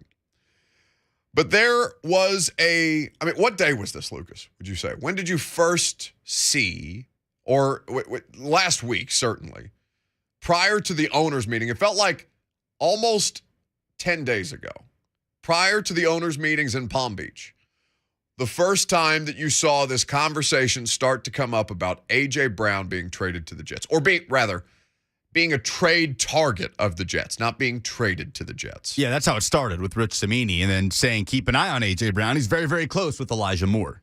And I remember seeing it and thinking absolutely nothing of it, because that would be like saying Luke Fickell is going to be the next Titans defensive coordinator because him and Mike Vrabel are best friends. Albert Breer just justified that as why to keep an eye on Desmond Ridder, by the way, that Mike Vrabel was the best man. Sure. And are the Jets keeping an eye on A.J. Brown? Yeah. And Cimini's point was also they're keeping an eye on several other big-time wide receivers that are coming into a contract year in 2022. But I did not expect it to spiral into still talking about it 10 days later. Now, here's why that's legit, okay?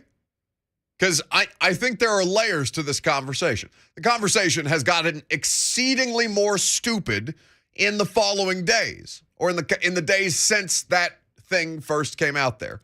Here's why what Rich Cimini said about the Jets keeping an eye on not just A.J. Brown, but on Deebo Samuel and on DK Metcalf, basically the three top wide receivers who are, not basically, the three top wide receivers who are getting ready to have contracts come up.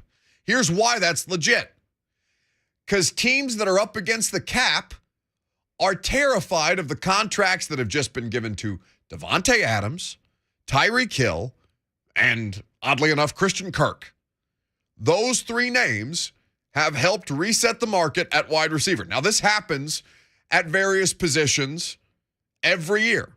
Quarterback most frequently, where a certain position, the money gets crazy, and all of a sudden you're looking around and Tyreek Hill's making $30 million the next couple of years.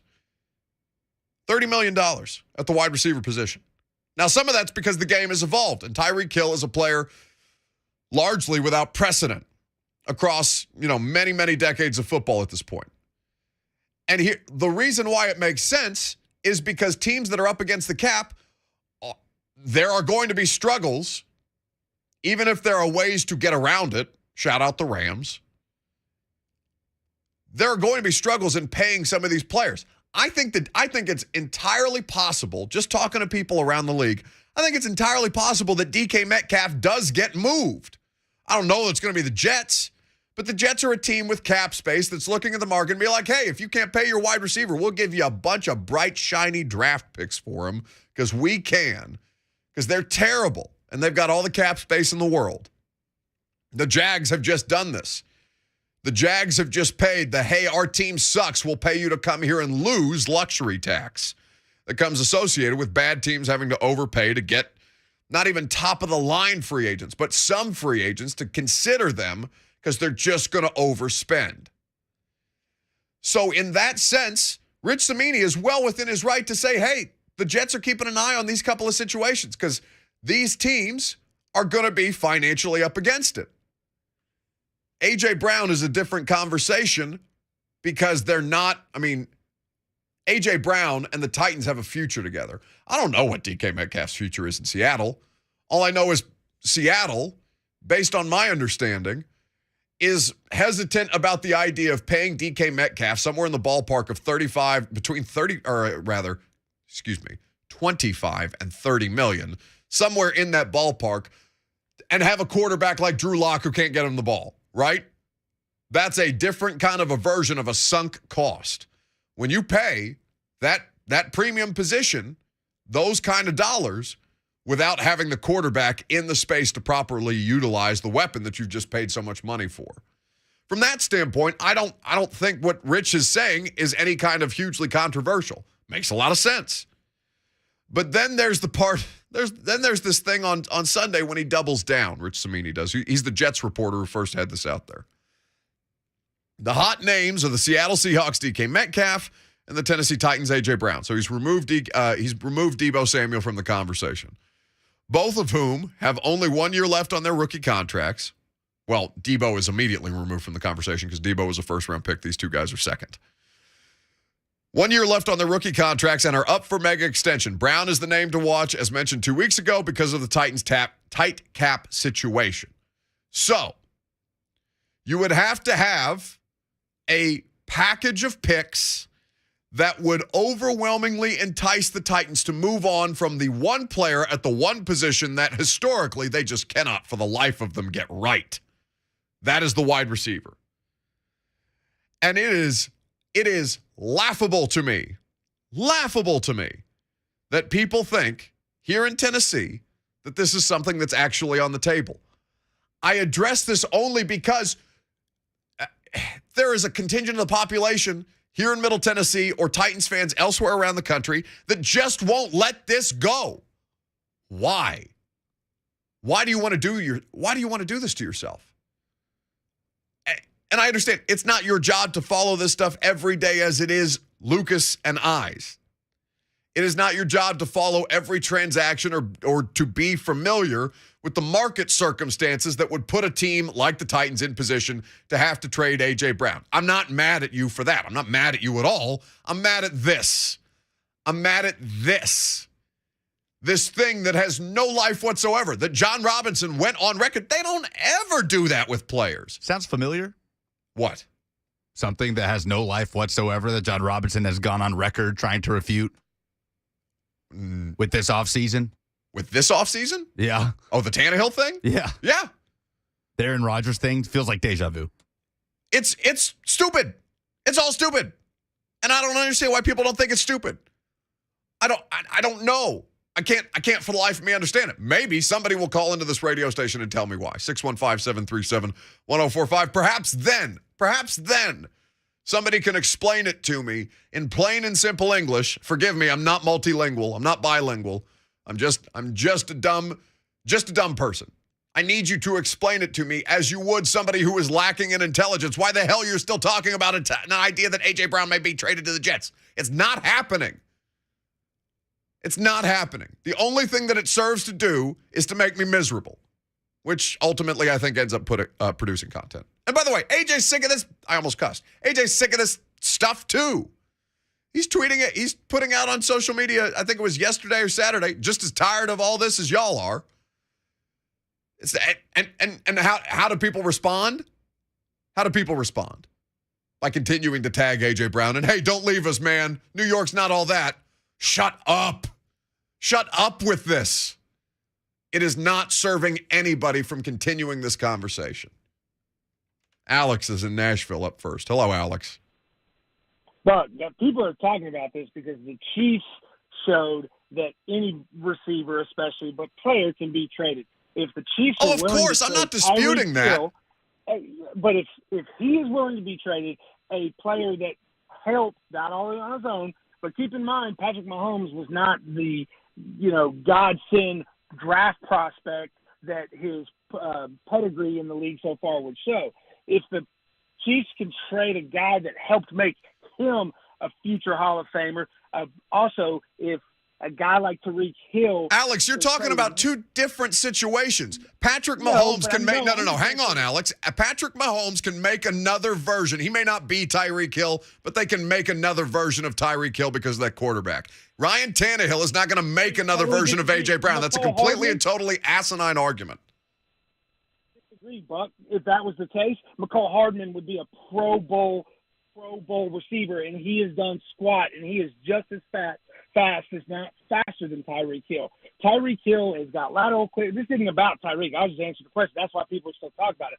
The other thing that I think you may be missing, everybody may be missing in this whole thing, the three players that were mentioned to get potentially traded by the Jets or whoever, A.J. Brown, Deebo Samuel, and DK Metcalf, they all have one thing in common. It's the same thing they have in common with Mike Williams and Chris Godwin, who just got big contracts to reset the receiver market. All five of those dudes have the same agent. So was this plugged off by the agent, or are they actually looking? Thank you for the call. No, we've talked about the agent. Tory Dandy, one of the most powerful people in football. Spent a lot of time talking about Tory Dandy because the Titans are trying to get a damn contract done. Listen, he's not wrong because I want to take this by degrees. And we can do that coming up next. Carmen Vitali is going to join us. We'll take more of your phone calls. I'm going to be pissed about it. Not about taking your phone calls. I'm going to be pissed about the conversation, but only because I'm trying to provide you guys logic, reason. Nobody wants it. We'll talk about this more coming up next.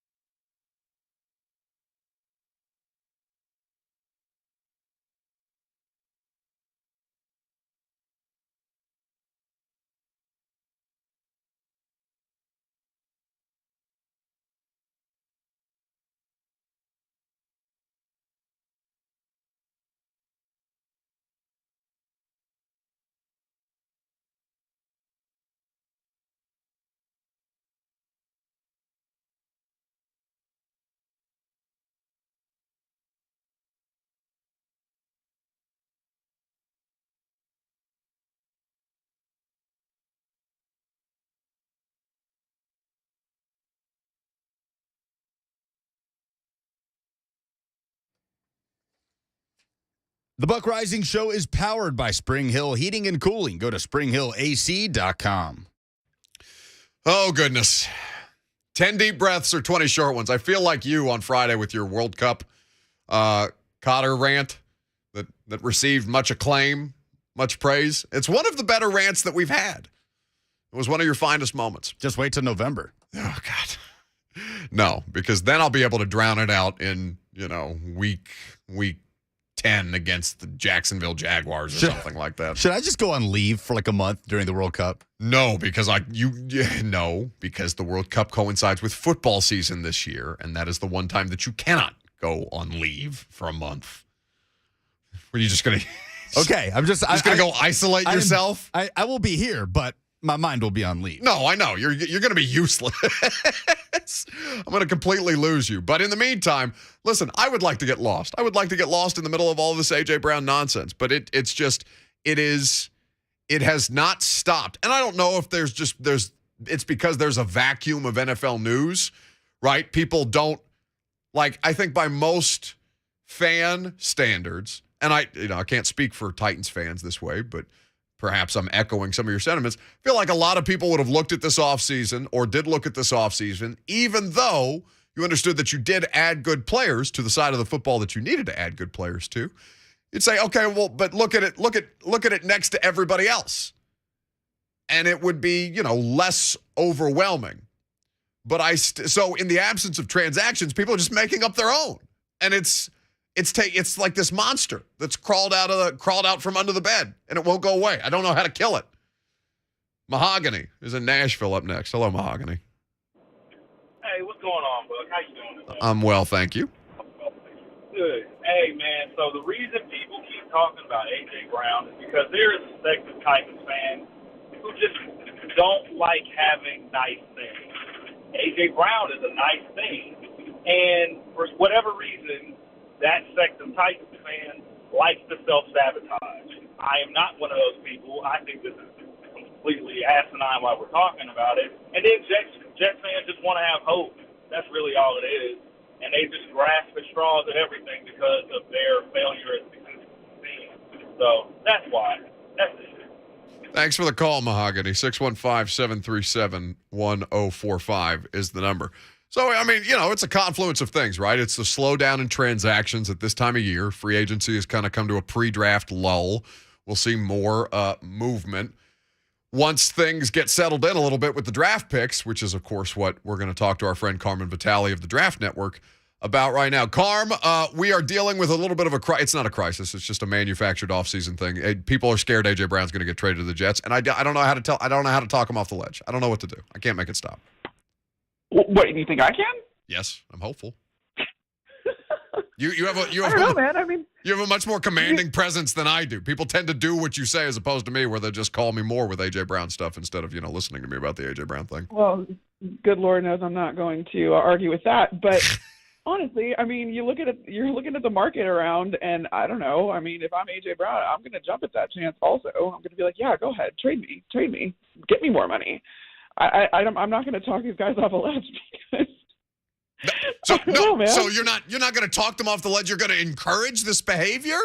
Stop. Well, especially if it means that you're getting more calls about it. No, I'm getting peppered. I'm under attack. I feel like this is the Adam Schefter. No, this is a terrible thing that you're perpetuating. I'm absolutely pouring some kerosene on this then right now. All right, very good. Do you think that DK Metcalf actually gets moved? I mean, because with the NFC stuff, you've just dealt with, and Carmen obviously is with the Draft Network now, but she spent a good amount of time covering the Tampa Bay Buccaneers. She got a big old Super Bowl ring out of it, providing exceptional coverage as well. But the Bucs just went through this kind of thing with Chris Godwin, no? I mean, they did, but they also, I think you have to look at kind of the state of Seattle, where they're willingly entering into this rebuilding phase. And it's like, are you really going to pay DK Metcalf in a year? You're getting him cheap right now. So I think he's another one on the trail. We've actually done a lot on the site, and we're just there's one more going up today about different receivers that could be on the move, given how hot this wide receiver one market is, and the next one or two is even Terry McLaurin. in Washington. I mean, you're looking at him also, like you have him on a really good deal, and are you going to be able to pay him? Do you want to pay him that much, that money if you were in sort of a rebuilding mode, though I'm not sure Washington is as much as Seattle is, but no, Washington got Wentz this offseason. They have the answer. They're set. Right. Well, gee, God help me if I ever answer a question. That's right. Not a rebuild. Onward. Not a rebuild. No, I'm sorry. You're right. I'm mistaken. Excuse me. Clearly. No, but I mean, I think that there's a good chance that DK or even Tyler Lockett up in Seattle gets moved at some point, because that's the chance to offload a lot of potential money in for the future if you are entering into that rebuild that no one says they're entering into, of course. At Carmi V on Twitter is where you can follow her for all of her great work for the Draft Network. Of course, draftnetwork.com is where all you addicts can go to fill out your mock draft simulator. Get your black tar, heroin, and football. They're just the plug. They're out there plugging. We are. We're the plug. That's the plug. Despicable. Plug. You're the problem here, not me.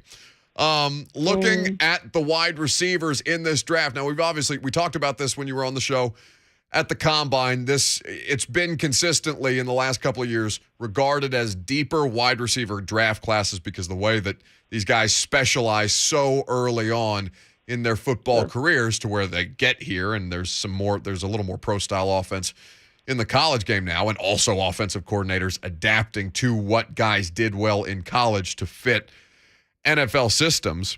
But looking at this wide receiver draft class, how much of the trade market with the position of current veterans is influenced by the depth of talent found there?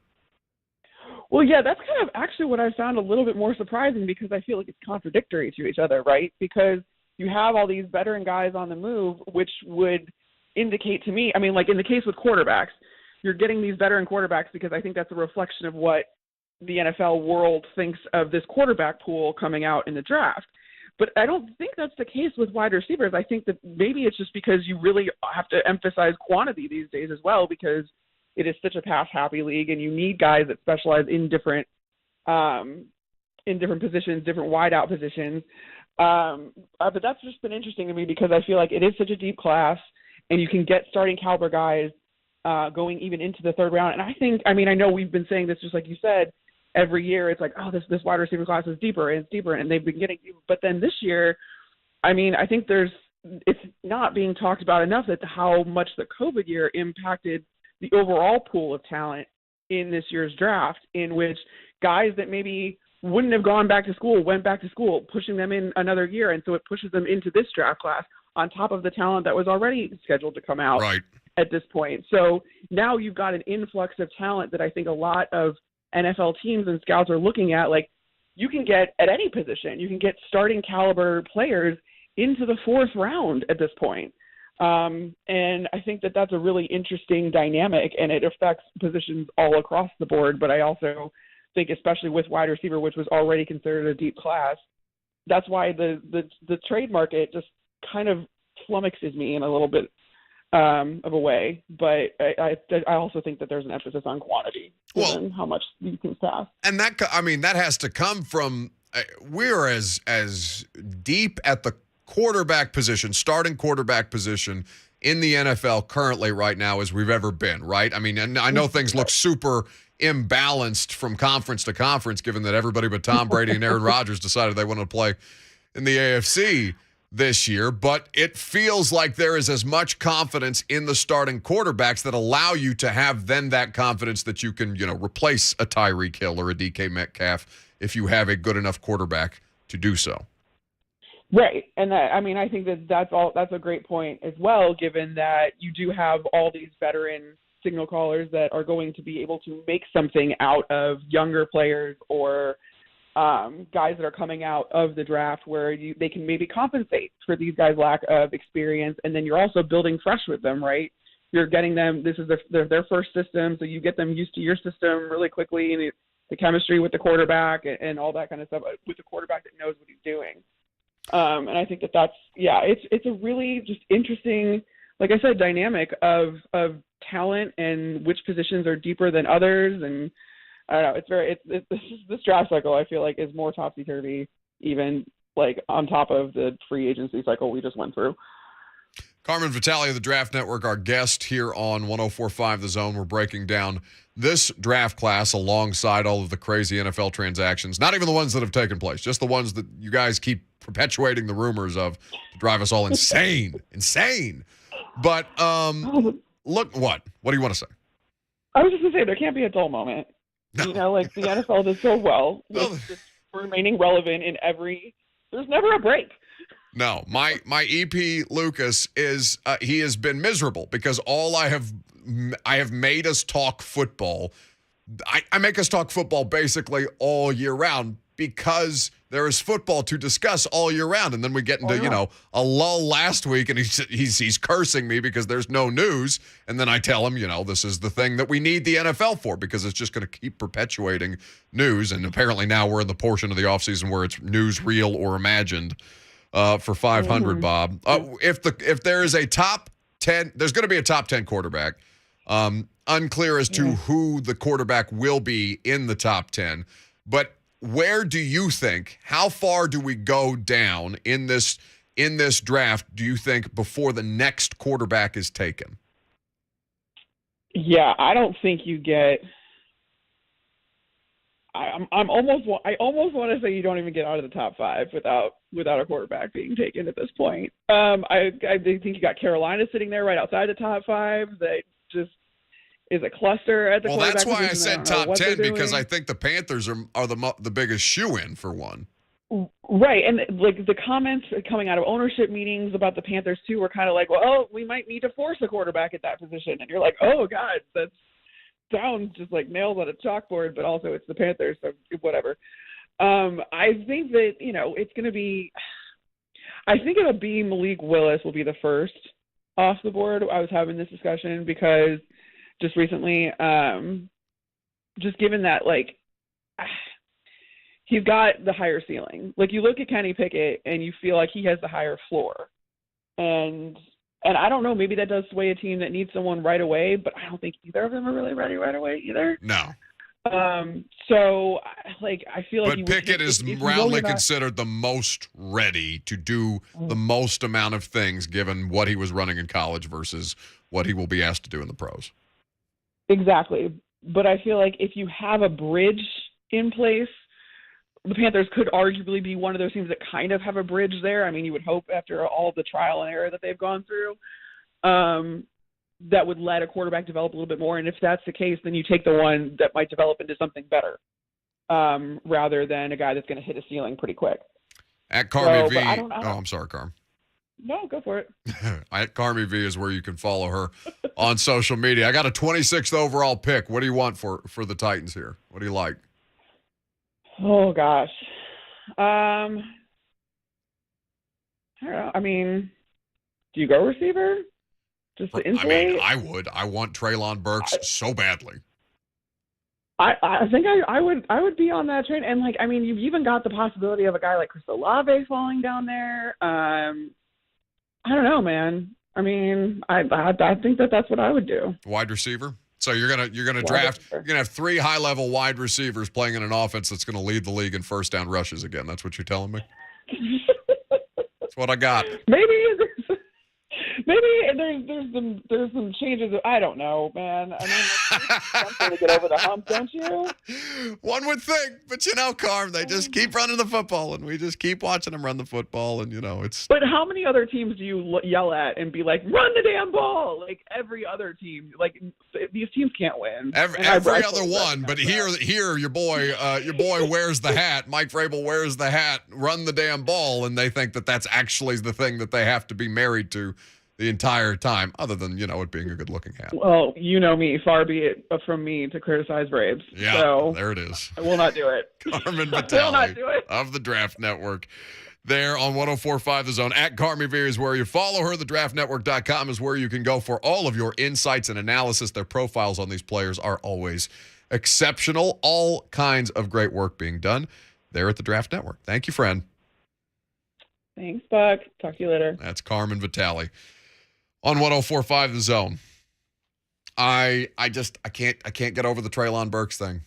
I want it to happen. I'm hopeful that just simply drafting more. In what world did you imagine that the Tennessee Titans could have 3 high-level wide receivers, or the potential for 3 high-level wide receivers? Because of this draft and the depth at that position. But again, coming back to it, we're gonna keep saying that. We're gonna keep saying that quarterbacks and wide receivers until such time as the rules start to favor defensive players, which at this point we've gone too far. We're never going back. Those positions through grade school, when people first start playing any kind of competitive or flag football, they are so specialized through 7-on-7s, through these quarterback camps, through these college camps that get put on for high school, for potential college recruits who want to find their ways to get in front of coaches and make their talents known, right? These things are year-round, especially in states like Florida and Texas that are cranking out all kinds of prospects. I feel that quarterback and wide receiver, you'll have a year where there's a lull, right? Like this is the quarterback year where there's a lull. And then again, we're not going to see that kind of quarterback drop-off probably for a couple more years. We're just a year removed from 5 quarterbacks going in the first round. Wide receiver feels like it's on that same plane. So if the Titans have 3 high-level wide receivers on the same roster in 2022, would that not stand to reason that we could see the playbook evolve, the scheme evolve to involve those players more? Nope. Halfback dive. First down. First and second down. Yep, that's right. 2nd and 10 runs until the end of time. I hate it so much. All right, we'll wrap things up. Last call for phone calls if you got them. Lucas, before we do that, people are asking us, Kenneth Kroll on YouTube, and he's not the only one, but he's the first one that I've seen. People are asking us to get Rich Cimini on the radio show. Do you want to have Rich Cimini on the radio show to talk about this stuff? Because I do think the longer this lasts, I think it would be productive for us to have a conversation with the person who is being scrutinized for these quote-unquote reports. Yeah, we can talk it out. All right, let's see what we can do about the Rich Cimini situation, which should not be too difficult. D. Good says you should ask Carmen if she likes Ncaa Dean to the Titans.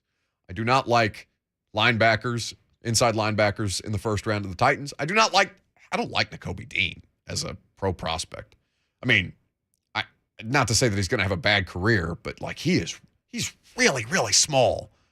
And he didn't look that small playing for Georgia among college players, but at the combine and at the Senior Bowl, man, like that dude is, he is very, very undersized at the position. He's an athletic freak. I don't dispute any of that. And I'm not saying that you can't find a use for a guy like that in an NFL system, but I don't know. At some point, you're going to be physically mismatched with all of these pterodactyl-sized tight ends that are running through your secondary, and you're the one having to man up on them, basically. No Dane Cruikshank to cover him anymore. Listen, Dane's bigger than the linebackers now. Yeah, and Dane Cruikshank signed with the Chicago Bears here pretty recently. The home for wayward Titans. Anyway, polls are next.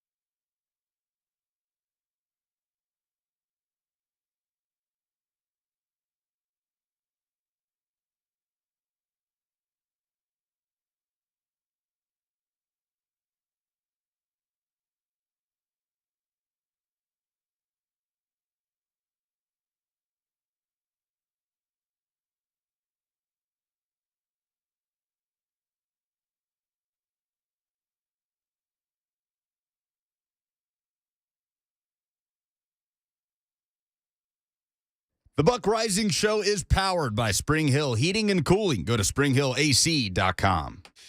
Okay. Wrap things up on a Monday. Keeping an eye on the national championship game tonight. I'm going Kansas. Or at least that's where I'm putting my money. Yeah, same. I think that makes the most sense. -4 is the line, or at least that's where I've got it at on my DraftKings Sportsbook app. Bill Self. How many titles does Kansas have under Bill Self? I don't know the answer to that question. I believe this would only be Self's second title if they were to win tonight. I was going to say, I don't think he's, like, we associate Bill Self, and Kansas and Bill Self are two of the top tier. Yeah, this would be his second. Coaches and programs in college basketball. But, you know, for all of the strife that Calipari comes under for only having won at Kentucky, there's not that same kind of heat on Bill Self at Kansas, even though, I mean, Kansas is as highly regarded as Kentucky is in the world of college basketball. Perhaps there's just a difference in how passionate the fans are, but I don't think so. Or Tom Izzo. Michigan State just has one.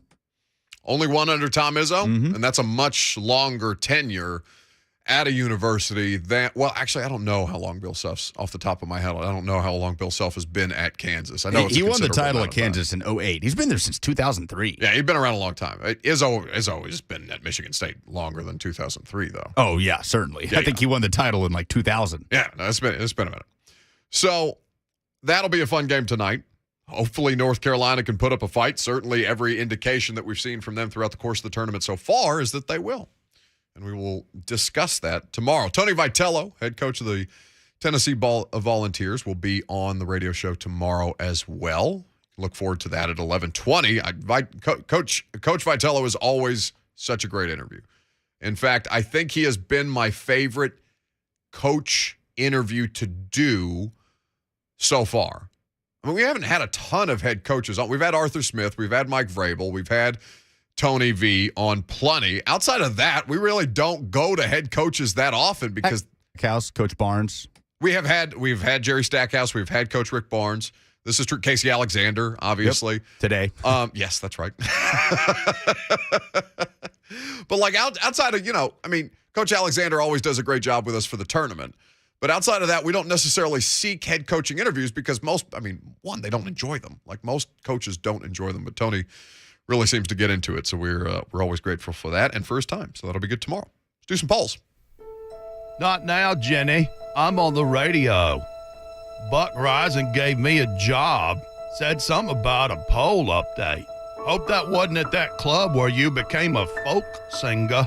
Anyway, Buck Reising's producer and correspondent has the final poll update. I'm not a smart man, but I know who Lucas Panzica is. Force to the club. Presented by Two Rivers Ford. You can custom order any new Ford from Two Rivers, and they will deliver it when it gets manufactured. Which Titans rumor has been more annoying this offseason, Aaron Rodgers or A.J. Brown? 86% say, what do you think? A.J. Brown. A.J. Well, that's because they love A.J. They love A.J. You cannot tell them that you are going to take A.J. from them. Even the idea of it it's completely upended our offseason. Truly. And it's not even a thing. It's not even a thing. Other than a Jets, well, hopefully Rich Cimini will join us and we can, Rich is not going to tell us where he got that from because obviously as a journalist you protect your sources. But still, it has completely upended the Titans offseason and it is completely and totally without merit at this point in time.